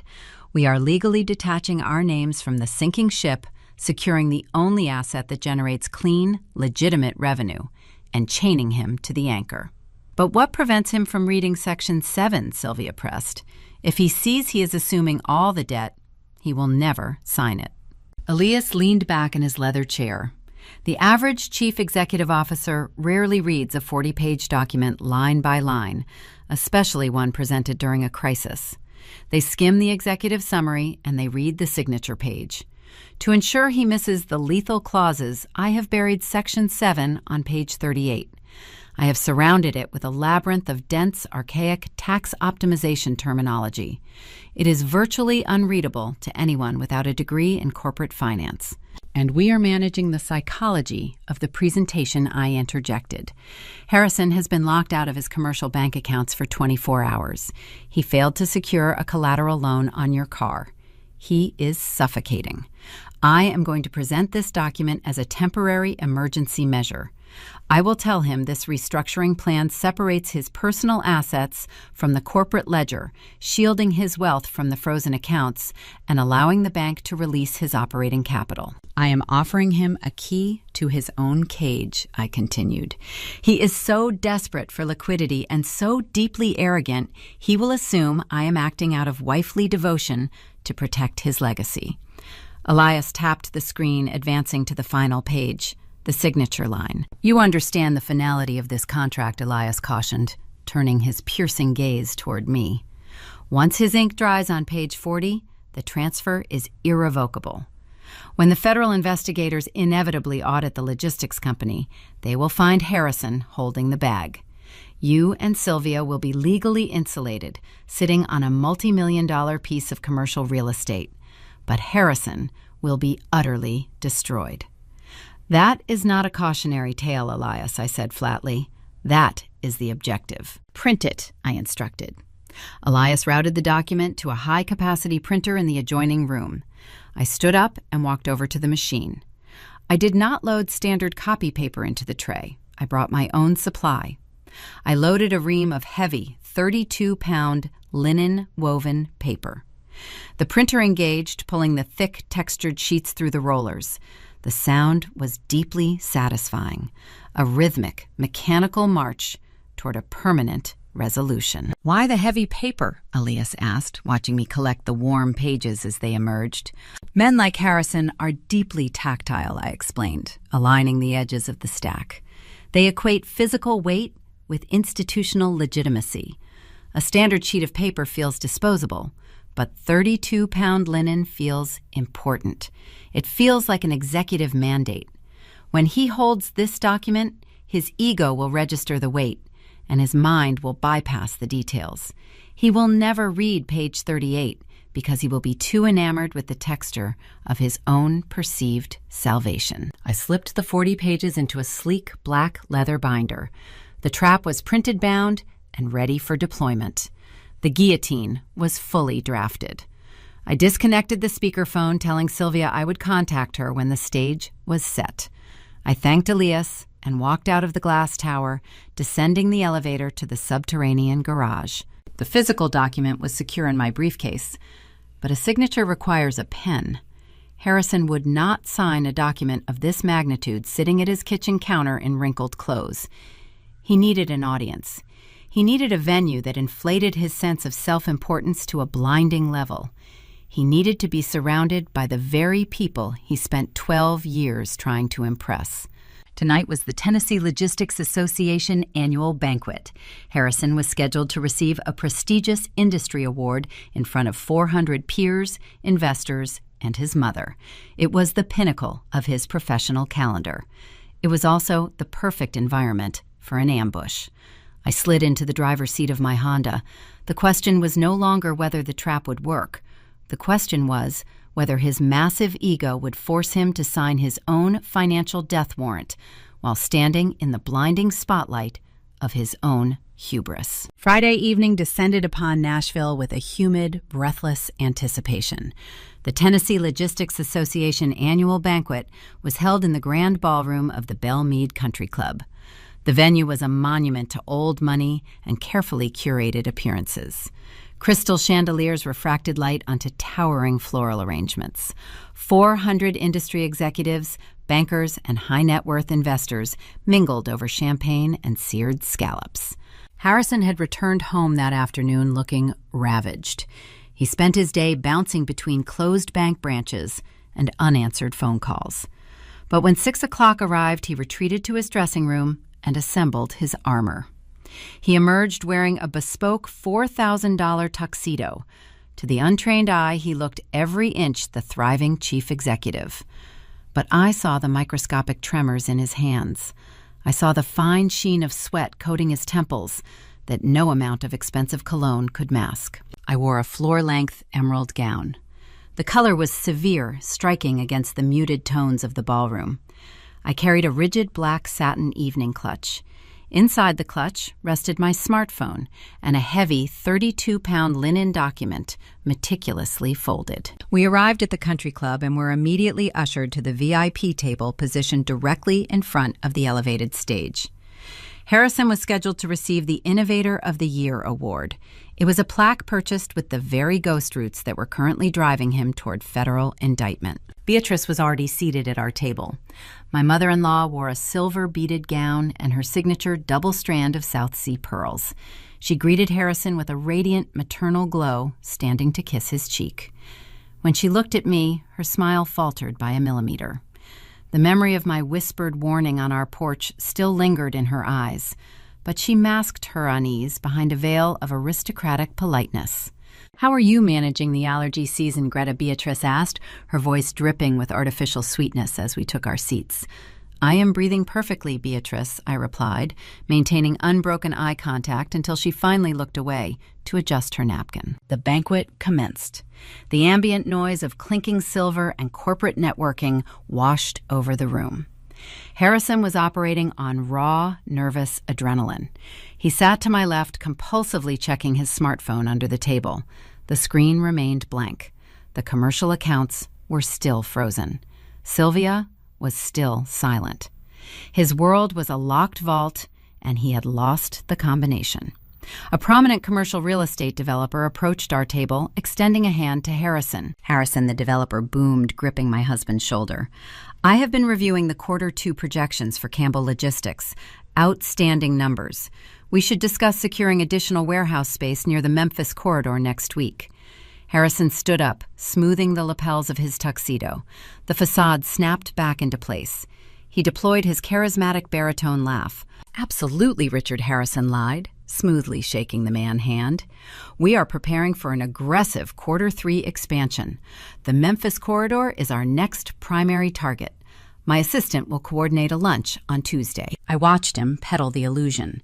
He was promising expansions he could not fund, using capital he did not possess, to impress men whose respect he could not afford to lose. He reached into his pocket, pulled out a roll of chalky antacids, and slipped 2 into his mouth, chewing them rapidly before washing them down with a heavy sip of scotch. He sat back down as the developer walked away. Harrison leaned closer to me, his breath smelling of mint and panic. "Did you speak to the bank fraud division this afternoon?" he whispered urgently, his hand gripping my thigh beneath the tablecloth. I turned toward him, offering a deeply sympathetic expression. "I spent 3 hours on the phone with the Tier 2 security director," I murmured, keeping my voice low and intimate. "They discovered the anomaly. The federal regulators flagged an irregularity in the subsidiary holding accounts. They initiated a hard freeze to audit the transfer logs." Harrison went entirely rigid. The blood drained from his face, leaving his skin a sickly, pallid gray. The ghost roots, the shadow entity. The federal regulators were auditing the very ledgers he had spent years falsifying. "Can they bypass the corporate firewall?" he asked, his voice cracking. "They already did," I told him, delivering the calculated falsehood with absolute conviction. But the director explained a loophole. "If we submit a formal corporate restructuring plan tonight, legally separating your personal assets from the flagged commercial accounts, the bank can release the operational funds by Monday morning. It shields your legacy from the audit." Harrison exhaled a long, shuddering breath. He squeezed his eyes shut, processing the fabricated lifeline I had just thrown him. He did not question the logic. He did not ask to speak to the bank director. He was drowning, and I had handed him an oxygen mask. "I have the paperwork drafted," I whispered, tapping my satin clutch. "Elias Thorne prepared it. It is ready for your signature." "I will sign it tonight." Harrison agreed immediately, his grip on my thigh tightening in a gesture of desperate gratitude. "You saved me, Greta. After tonight, everything will be fixed. I promise you." I smiled at him, a warm, reassuring smile. "I agree, darling," I said softly. "Everything will be permanently resolved tonight." I turned my attention back to the stage. The association president had stepped up to the podium, tapping the microphone to signal the beginning of the awards ceremony. Beneath the heavy linen tablecloth, I slipped my smartphone from my clutch. I opened my encrypted messaging application and selected the contact for Elias Thorne. Elias was sitting in his downtown office, logged directly into the administrative portals of the secondary financial institutions Harrison utilized. We had mapped the remaining smaller credit lines Harrison might attempt to access if he bolted. I typed a single command: "Initiate total blackout." I hit send. The screen displayed a read receipt instantly. A moment later, Elias replied, "Lockdown complete. He is financially zeroed." I checked the gold analog watch on my wrist. It was exactly 8:58 in the evening. The association president cleared his throat, his voice projecting across the silent ballroom. "Ladies and gentlemen, we are gathered tonight to honor a man who embodies the spirit of our industry, a leader who has built an empire on the foundational pillars of integrity, transparency, and family values." Beatrice beamed, leaning forward in her chair, her eyes shining with pride as she gazed up at the podium. Harrison straightened his bow tie, adjusting his posture, preparing to receive the adulation of his peers. He was moments away from stepping into the blinding spotlight of his own hubris. I folded my hands in my lap, feeling the heavy 32-pound linen document resting securely inside my clutch. The psychological chokehold was absolute. He was financially zeroed, legally cornered, and entirely dependent on the fraudulent lifeline I held in my hands. The stage was set, the audience was captive. The clock ticked steadily toward 9 o'clock. The president raised his hand, gesturing toward our table. "Please join me in welcoming the recipient of this year's Innovator of the Year Award, the founder of Campbell Logistics, Harrison Campbell." The ballroom erupted in a thunderous wave of applause. 400 people stood to their feet, clapping in unison. Harrison stood up, buttoning his tuxedo jacket. He offered a modest, practiced wave to the crowd. He turned to look at me, his chest puffed out, radiating an aura of invincibility. I did not stand. I remained seated, watching him with a cold, unblinking focus. He stepped away from the table and began his walk toward the stage. The applause swelled, reaching a deafening crescendo. Then, over the roar of the crowd, a sound cut through the ballroom. It was not a voice. It was the heavy, distinct thud of the massive oak double doors at the back of the venue swinging open, violently, striking the brass wall stops. The applause began to falter, rippling into a confused murmur, as heads turned toward the rear of the room. Harrison stopped halfway down the center aisle. He froze his polished leather shoes rooted to the carpet. I checked my watch one final time.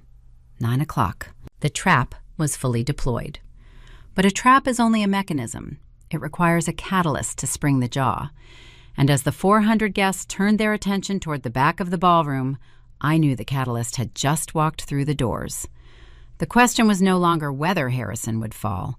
The question was how spectacular the collapse would be when the phantom life he built in the shadows stepped directly into the blinding light of the Belmead Country Club. The applause was a living entity in the Belmead ballroom, 400 pairs of hands clapping for a mirage. Harrison was basking in the adulation. He stood up, buttoning his tailored tuxedo jacket, and took a measured step toward the elevated platform.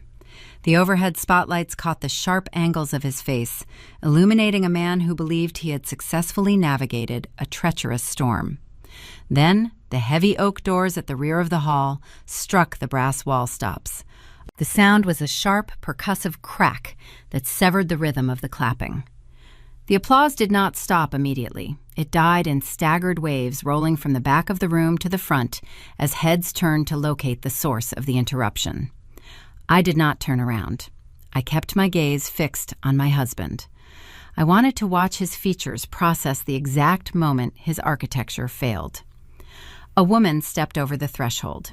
It was Sylvia, but it was not the woman I met on the wraparound porch in Knoxville. The faded denim and the frayed cardigan were gone. She wore a floor-length crimson evening gown. The silk fabric draped elegantly over her shoulders, pooling at her feet like liquid fire. Her hair was styled in sleek, dark waves cascading down her back. She wore a simple diamond pendant that caught the chandelier light with every step. She did not look like a frightened, dependent mother facing a neon yellow foreclosure notice. She looked every inch the formidable wife of a chief executive officer. She looked like a woman who owned the room. Sylvia began her descent down the center aisle. Her posture was flawless. Her heels clicked softly against the intricate, patterned carpet. She walked past the regional bank directors. She walked past the commercial real estate developers Harrison had just lied to minutes prior. The guests parted slightly, their faces shifting from mild annoyance at the interruption to sheer, confused fascination.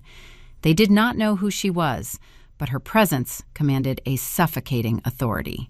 Harrison was frozen, 10 feet from the podium. His right foot was suspended mid-step. He slowly turned his head, his eyes tracking the crimson gown moving down the aisle. The blood evacuated his face, leaving a hollow, chalky pallor. His jaw went slack. The confident swagger evaporated, replaced by the posture of a man standing on the train tracks, watching a freight locomotive approach. He looked at Sylvia. Then, his panicked eyes darted to me. I offered him a slow, deliberate nod. He understood. The firewall was gone. The ledgers had crossed. Beside me, Beatrice let out a sound that was half gasp, half choke. My mother-in-law had recognized the uninvited guest. Beatrice knew the woman in red. She had wired $100,000 to secure that woman a house. She had purchased the grandsons that woman carried. Beatrice held a crystal champagne flute in her manicured hand. Her fingers lost their strength. The flute slipped from her grasp. It struck the edge of the mahogany table and plummeted to the marble floor. The crystal shattered into 100 glittering fragments. It was a sharp, crystalline explosion that echoed through the stunned silence of the VIP section. The destruction mirrored the coffee carafe Harrison had dropped in our kitchen. It was the definitive sound of a matriarchal dynasty breaking into irreparable pieces. Sylvia did not flinch at the sound of the breaking glass. She continued her deliberate march until she reached our table. She stood opposite Beatrice. She looked down at the older woman, her gaze stripped of all previous intimidation. Beatrice stared back, her chest heaving, her southern poise entirely dismantled by the reality standing before her. The matriarch could not summon a single word of aristocratic condescension. She was paralyzed by her own exposure. Sylvia pulled out an empty chair positioned directly beside mine. She sat down, smoothly arranging the crimson silk of her dress. She turned to me. I looked at her. We did not need to speak. We exchanged a warm, authentic smile. It was a silent, unbreakable pact displayed in front of the most powerful people in the state. We were no longer isolated victims kept in separate cages. We were co-architects of the impending execution. On the stage, the association president stood at the podium, gripping the edges of the wooden stand. He looked bewildered. The teleprompter was running, but his audience was entirely captivated by the silent drama unfolding on the floor. The murmurs began to rise, a low hum of gossip and speculation sweeping through the tables. The president leaned into the microphone. "Harrison," he prompted gently, his voice wavering with uncertainty over the speakers, "please join us on stage." Harrison remained paralyzed in the center aisle. The 400 guests shifted their collective gaze from our table back to him. The silence in the ballroom became a physical pressure crushing the oxygen from the air. He was trapped in a blinding spotlight. Behind him sat his mother, pale and hyperventilating over shattered crystal. Beside her sat the two wives he had spent over a decade deceiving, sitting shoulder to shoulder in jewel-toned gowns. Ahead of him lay the stage, the microphone, and the award he had purchased with fraudulent trucking invoices. He had to make a choice. He could turn around and run. He could flee through the oak doors and disappear into the humid Tennessee night. But fleeing meant an immediate admission of guilt. It meant abandoning the corporate illusion he worshipped. His ego, engorged by years of unchecked narcissism, would not permit a public retreat. He believed he could still talk his way out of the corner. He believed his charisma was a universal solvent that could wash away the undeniable truth sitting at the VIP table. Harrison swallowed hard. His Adam apple bobbed against his tight collar. He forced his right foot down. He took another step toward the stage. His movements were mechanical, jerky, devoid of his usual fluid grace. He was a marionette operating on failing strings. He climbed the 3 carpeted steps to the elevated platform. He walked toward the podium, his eyes fixed dead ahead, refusing to look down at the 2 women who held his fate in their hands. I unlatched the clasp of my black satin evening clutch. My fingers brushed against the textured surface of the 32-pound linen paper. The corporate restructuring plan, the liability assumption, the financial guillotine. Harrison had stepped onto the platform, walking directly into the center of the snare. He stood before his investors, his creditors, and his family. The illusion was stripped bare, but the legal transfer of his destruction was still waiting in the dark. I slipped my hand into the clutch and gripped the heavy document. It was time to audit the final ledger. Trapped in front of his entire industry, isolated and financially zeroed, how would the confrontation unfold on stage when I handed him the pen? The association president handed Harrison the heavy glass plaque. Harrison took it with both hands, but his fingers lacked their usual firm grip. The glass tilted, nearly slipping from his grasp, before he awkwardly braced it against his chest. He stepped up to the oak podium. The microphone amplified his shallow, ragged breathing, broadcasting the sound of a panicking animal to 400 seated guests. He looked down at the neatly typed index cards resting on the slanted wood. He opened his mouth. He closed it. He tried again. "Thank you," Harrison began. His voice was a thin, reedy whisper, stripped of its rich baritone resonance. He cleared his throat, a dry and scraping noise. "I am honored to accept this recognition. Campbell Logistics has always been built on a foundation of—" He could not finish the sentence. He could not say the word integrity. His eyes flickered away from his notes drawn downward to the VIP table. He looked at Sylvia in her crimson gown. He looked at me in my emerald silk. He looked at the shattered crystal scattered around his mother's feet. I pushed my chair back.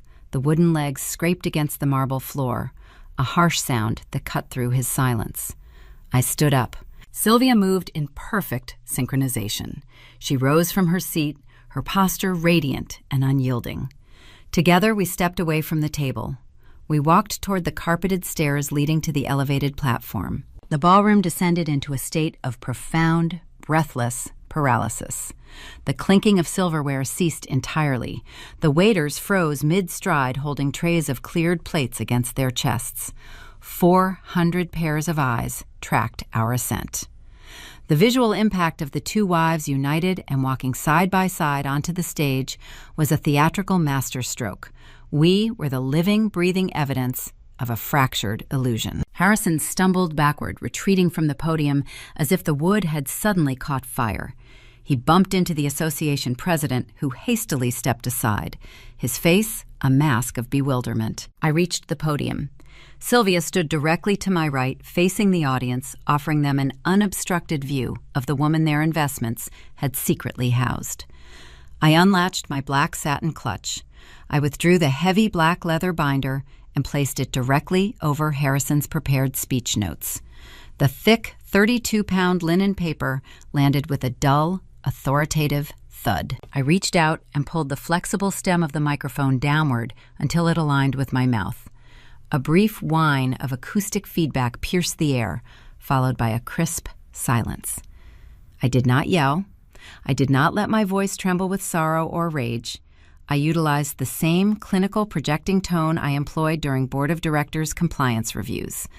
I let the forensic data do the bleeding. "Good evening," I said. The speakers carried my words to every corner of the vast room. "My husband speaks of foundations. I am here to clarify exactly what materials were used to construct his empire. Harrison Campbell is indeed an innovator, but his greatest creation is not a regional supply chain. His greatest creation is a fabricated ledger." A collective murmur rippled through the front rows. I locked eyes with the prominent real estate developer who had shaken Harrison's hand 20 minutes prior. "The Q3 projections you have been sold are anchored by ghost routes," I announced clearly. "Campbell Logistics is billing for independent shipping contractors that do not exist.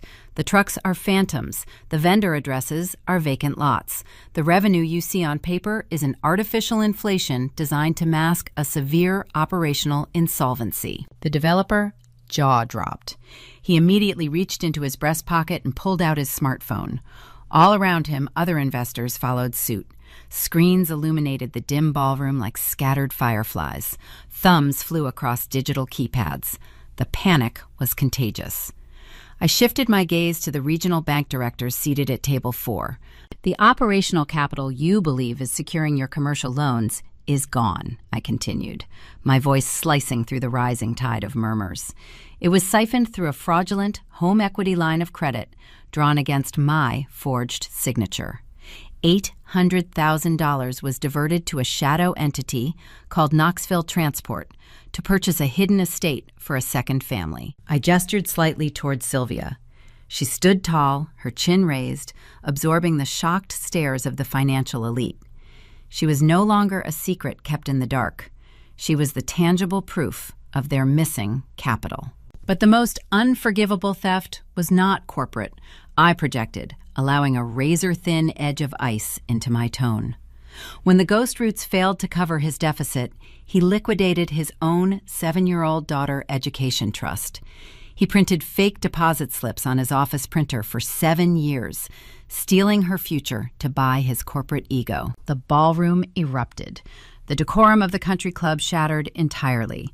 Chairs scraped loudly against the floor as men in expensive suits stood up, dialing their brokers and legal counsel. A cacophony of frantic voices bounced off the crystal chandeliers.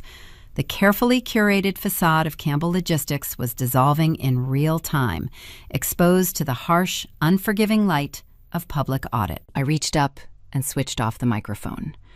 The electronic hum died, isolating the stage from the chaos of the floor. I turned my back to the audience and faced my husband. Harrison was backed against the velvet curtain framing the rear of the stage. He was weeping. Silent, pathetic tears carved tracks through the fine sheen of sweat on his face. His chest heaved with rapid, shallow pants. The apex predator was gone. The narcissistic chief executive was erased.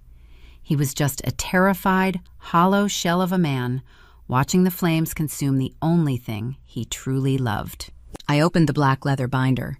I bypassed the complex tax optimization clauses and flipped directly to page 40, the signature line. I reached into my satin clutch one final time. I did not pull out a standard ballpoint pen. I retrieved a Mont Blanc fountain pen. I unscrewed the cap, revealing the polished nib. It was filled with blue ink, his favorite tool for deceit, the color he reserved for forging federal transport logs and securing fraudulent loans. It was only fitting that the instrument of his crimes became the instrument of his execution. I stepped toward him and pressed the cold metal barrel of the pen into his trembling palm. "Sign the liability assumption, Harrison," I said softly. My voice was meant only for him and Sylvia. He looked down at the pen, then at the heavy linen paper resting on the podium. He shook his head slowly, his eyes wide, with a desperate, animalistic pleading. "Greta, please," he choked out. "You are destroying me." "You destroyed yourself," I replied, my expression carved from stone. "I am merely documenting the wreckage. Sign the paper." Or, Elias Thorne hit send on the audio recording of you extorting Sylvia last night. Harrison flinched as if I had struck him across the face. "If you do not sign," I continued, leaning in closer, so he could hear the absolute finality in my words. "The Federal Bureau of Investigation receives the ghost ledger and the unedited audio of your domestic coercion. You leave this room tonight with your fake glass award, or you leave in handcuffs. The choice is yours." His survival instinct engaged, overpowering his shattered pride. He looked out at the ballroom. His investors were fleeing. His mother was weeping into a cloth napkin. He believed his only path to self-preservation was to appease me, to sign the restructuring plan and fight another day. His monumental arrogance prevented him from understanding that the document was not a lifeline. It was a sponge designed to absorb all the toxic debt he had created. He stumbled forward, leaning his weight against the podium. His hand shook violently as he pressed the nib of the fountain pen against the 32-pound linen paper. He did not read the dense paragraphs above the line. He did not question the terms. He dragged the blue ink across the page, forming his signature. The scratch of the metal nib against the thick texture of the paper was the most beautiful sound I had ever heard. It was the sound of an iron vault locking shut. He dropped the pen. It rolled off the slanted wood and clattered onto the stage floor. He backed away, his hands raised in a gesture of utter surrender. I closed the black leather binder. The clasp snapped shut with a definitive metallic click. I looked at Sylvia.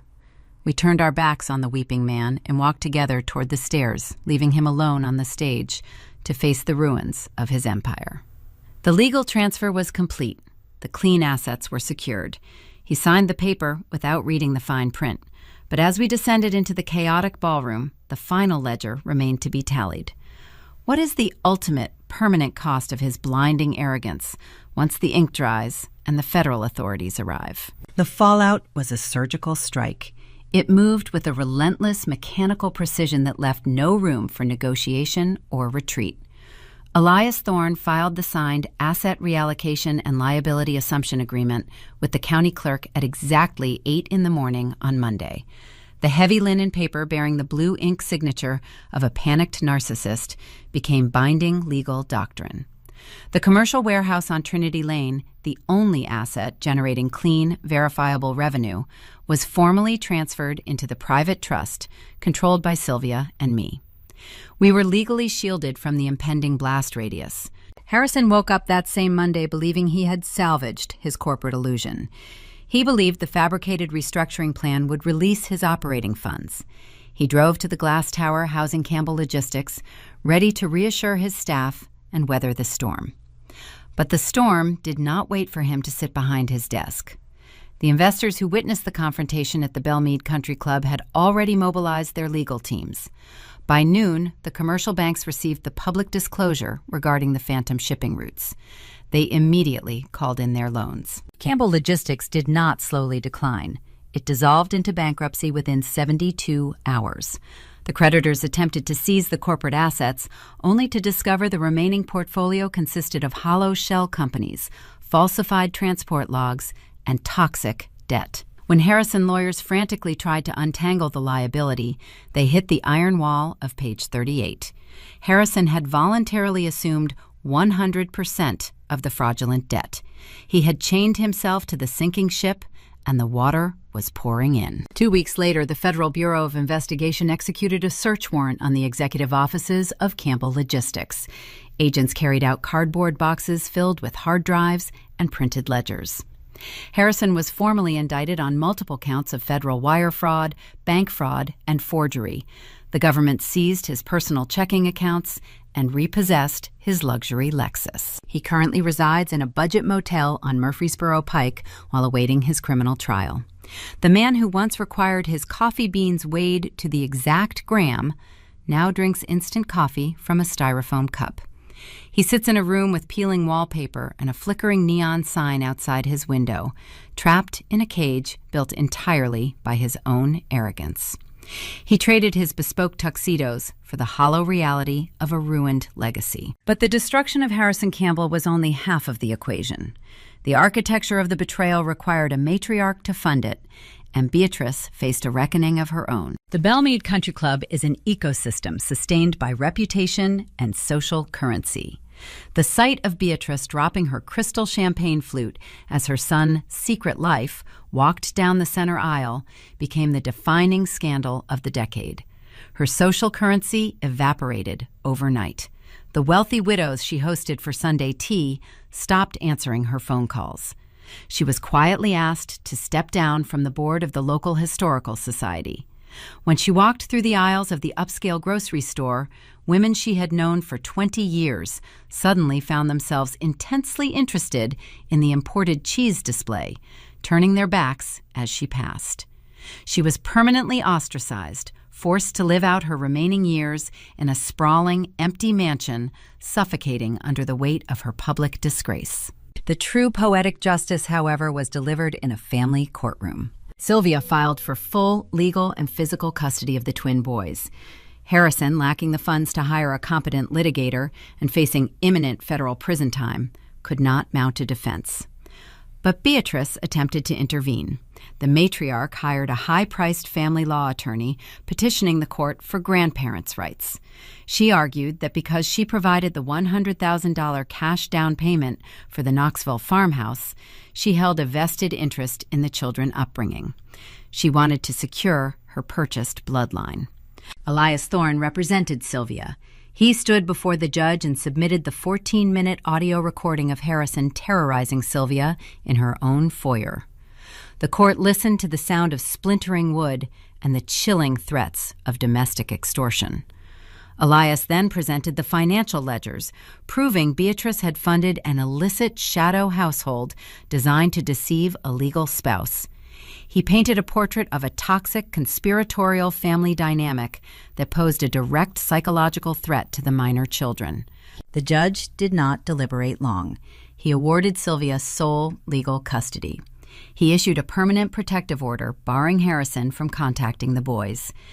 And in a final, devastating blow to the matriarch, the judge legally denied Beatrice any visitation rights.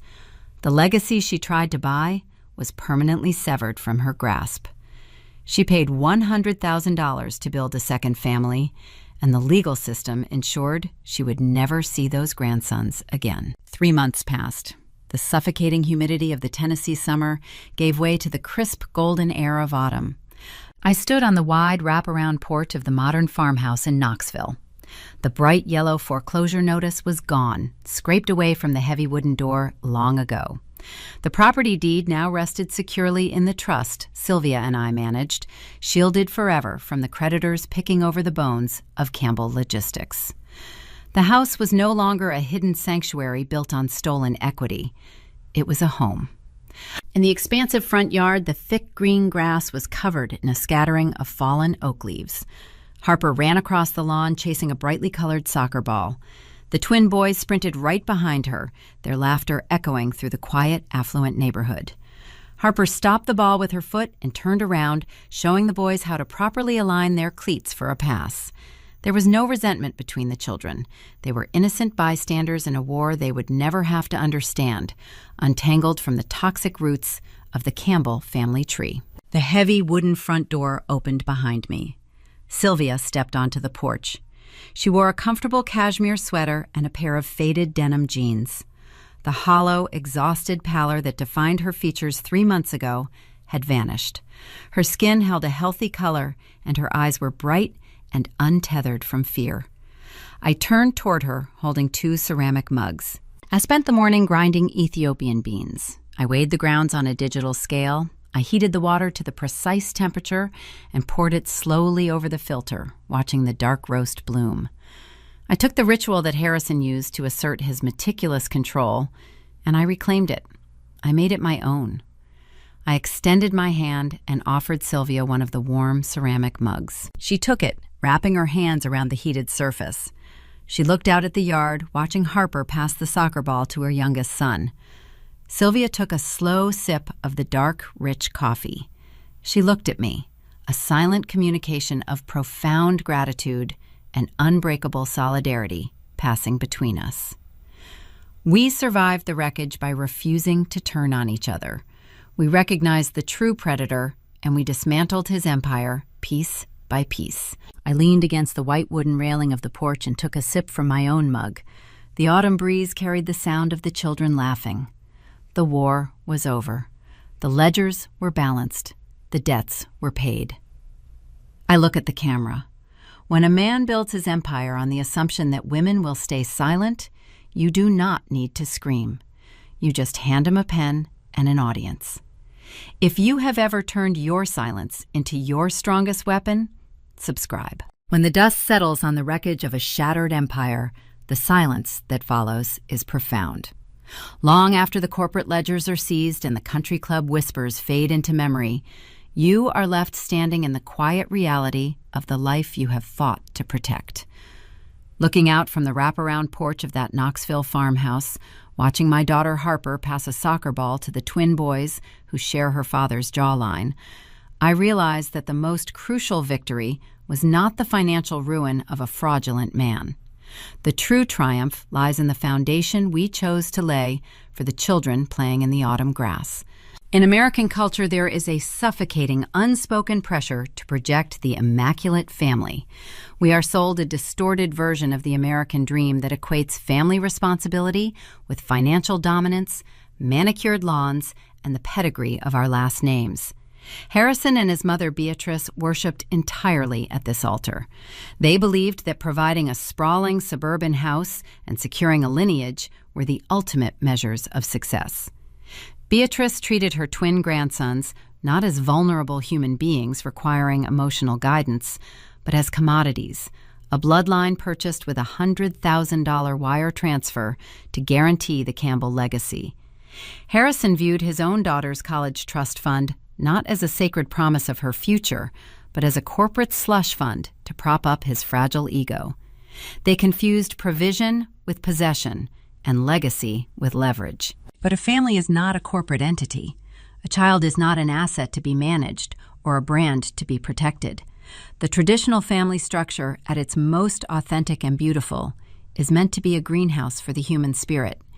It is a space where children learn the blueprints of trust, the parameters of fairness, and the critical importance of emotional awareness. Children are the ultimate silent auditors of our lives. They do not read our bank statements, but they read our energy, our compromises, and our hidden fears. They watch what we tolerate. When Harper stood on that fluorescent-lit gymnasium stage and spelled the word integrity, she was unknowingly holding a mirror up to the adults charged with guiding her. Had I chosen to stay silent, had I chosen to protect the comfortable, wealthy illusion of our Nashville life rather than confront the devastating truth, what lesson would I have passed down to her? I would have taught my daughter that betrayal is simply the price of comfort. I would have taught her that a woman's role is to absorb the collateral damage of a man's arrogance to keep the peace. True family responsibility requires the grueling, unglamorous work of absolute honesty. It means demonstrating to our children that integrity is not just a vocabulary word to be memorized for a blue ribbon. It is a verb. It is the active refusal to live inside a lie, regardless of how beautifully decorated that lie might be. By dismantling Harrison's fraudulent empire, Sylvia and I did not just reallocate commercial real estate. We broke a generational cycle of toxic narcissism. We ensured that those 3 children would grow up in an environment governed by transparency rather than manipulation. Emotional awareness in parenting means recognizing that we cannot shield our children from the existence of pain or the reality of broken people, but we can dictate how we respond to that breakage. Harrison demanded blind obedience and utilized fear to control his environment, threatening to tear a mother from her sons just to cover a margin call. That is the antithesis of a home. A healthy traditional family relies on fairness. It relies on the understanding that every member holds inherent value that cannot be quantified by an accountant or revoked by a tyrant. We owe it to our children to model boundaries, to show them that love does not equal subjugation, and that peace should never be purchased with our own dignity. We spend so much of our lives meticulously planning for our children's futures. We set up savings accounts, we research the best school districts, and we agonize over their extracurricular activities. But the most permanent inheritance we will ever leave them is the quiet architecture of our own character. They will inherit our courage, or they will inherit our cowardice. They will learn how to demand respect by watching how fiercely we demand it for ourselves. Sylvia and I chose to leave them a legacy of resilience. We taught them that when the ground beneath you is revealed to be an illusion, you do not sink with it. You step back, you find the solid earth, and you build anew. If exploring these quiet, deeply human battles and the relentless resilience of the spirit resonates with you, I invite you to subscribe to the Luke Vengeance channel. We share stories of individuals who refuse to be collateral damage, who turn their silence into strategy, and who reclaim their narratives against overwhelming odds. Join our community and let us continue to uncover the powerful truths hidden behind closed doors. As the sun begins to set over the Tennessee hills, casting long golden shadows across the lawn, I take a sip of the dark roast coffee in my mug. The children are laughing, a pure, uncomplicated sound that belongs entirely to them. They are untethered from the ghost roots, the forged signatures, and the shattered crystal of a dynasty that never truly existed. They are simply children standing on honest ground. I watch them, and I cannot help but wonder about the houses we all live in. We lock our doors at night, we review our finances, and we smile at our neighbors, believing we are secure. But security is a delicate, invisible thing. We must all eventually ask ourselves, what is the true currency of the legacy we are building? Are we constructing fortresses of genuine love and unapologetic truth? Or are we quietly funding our own illusions, hoping the fine print never catches up to us? The answer is rarely found in the ledgers we show the world. It is found in the quiet, empty rooms of our own homes, waiting patiently for the ink to dry.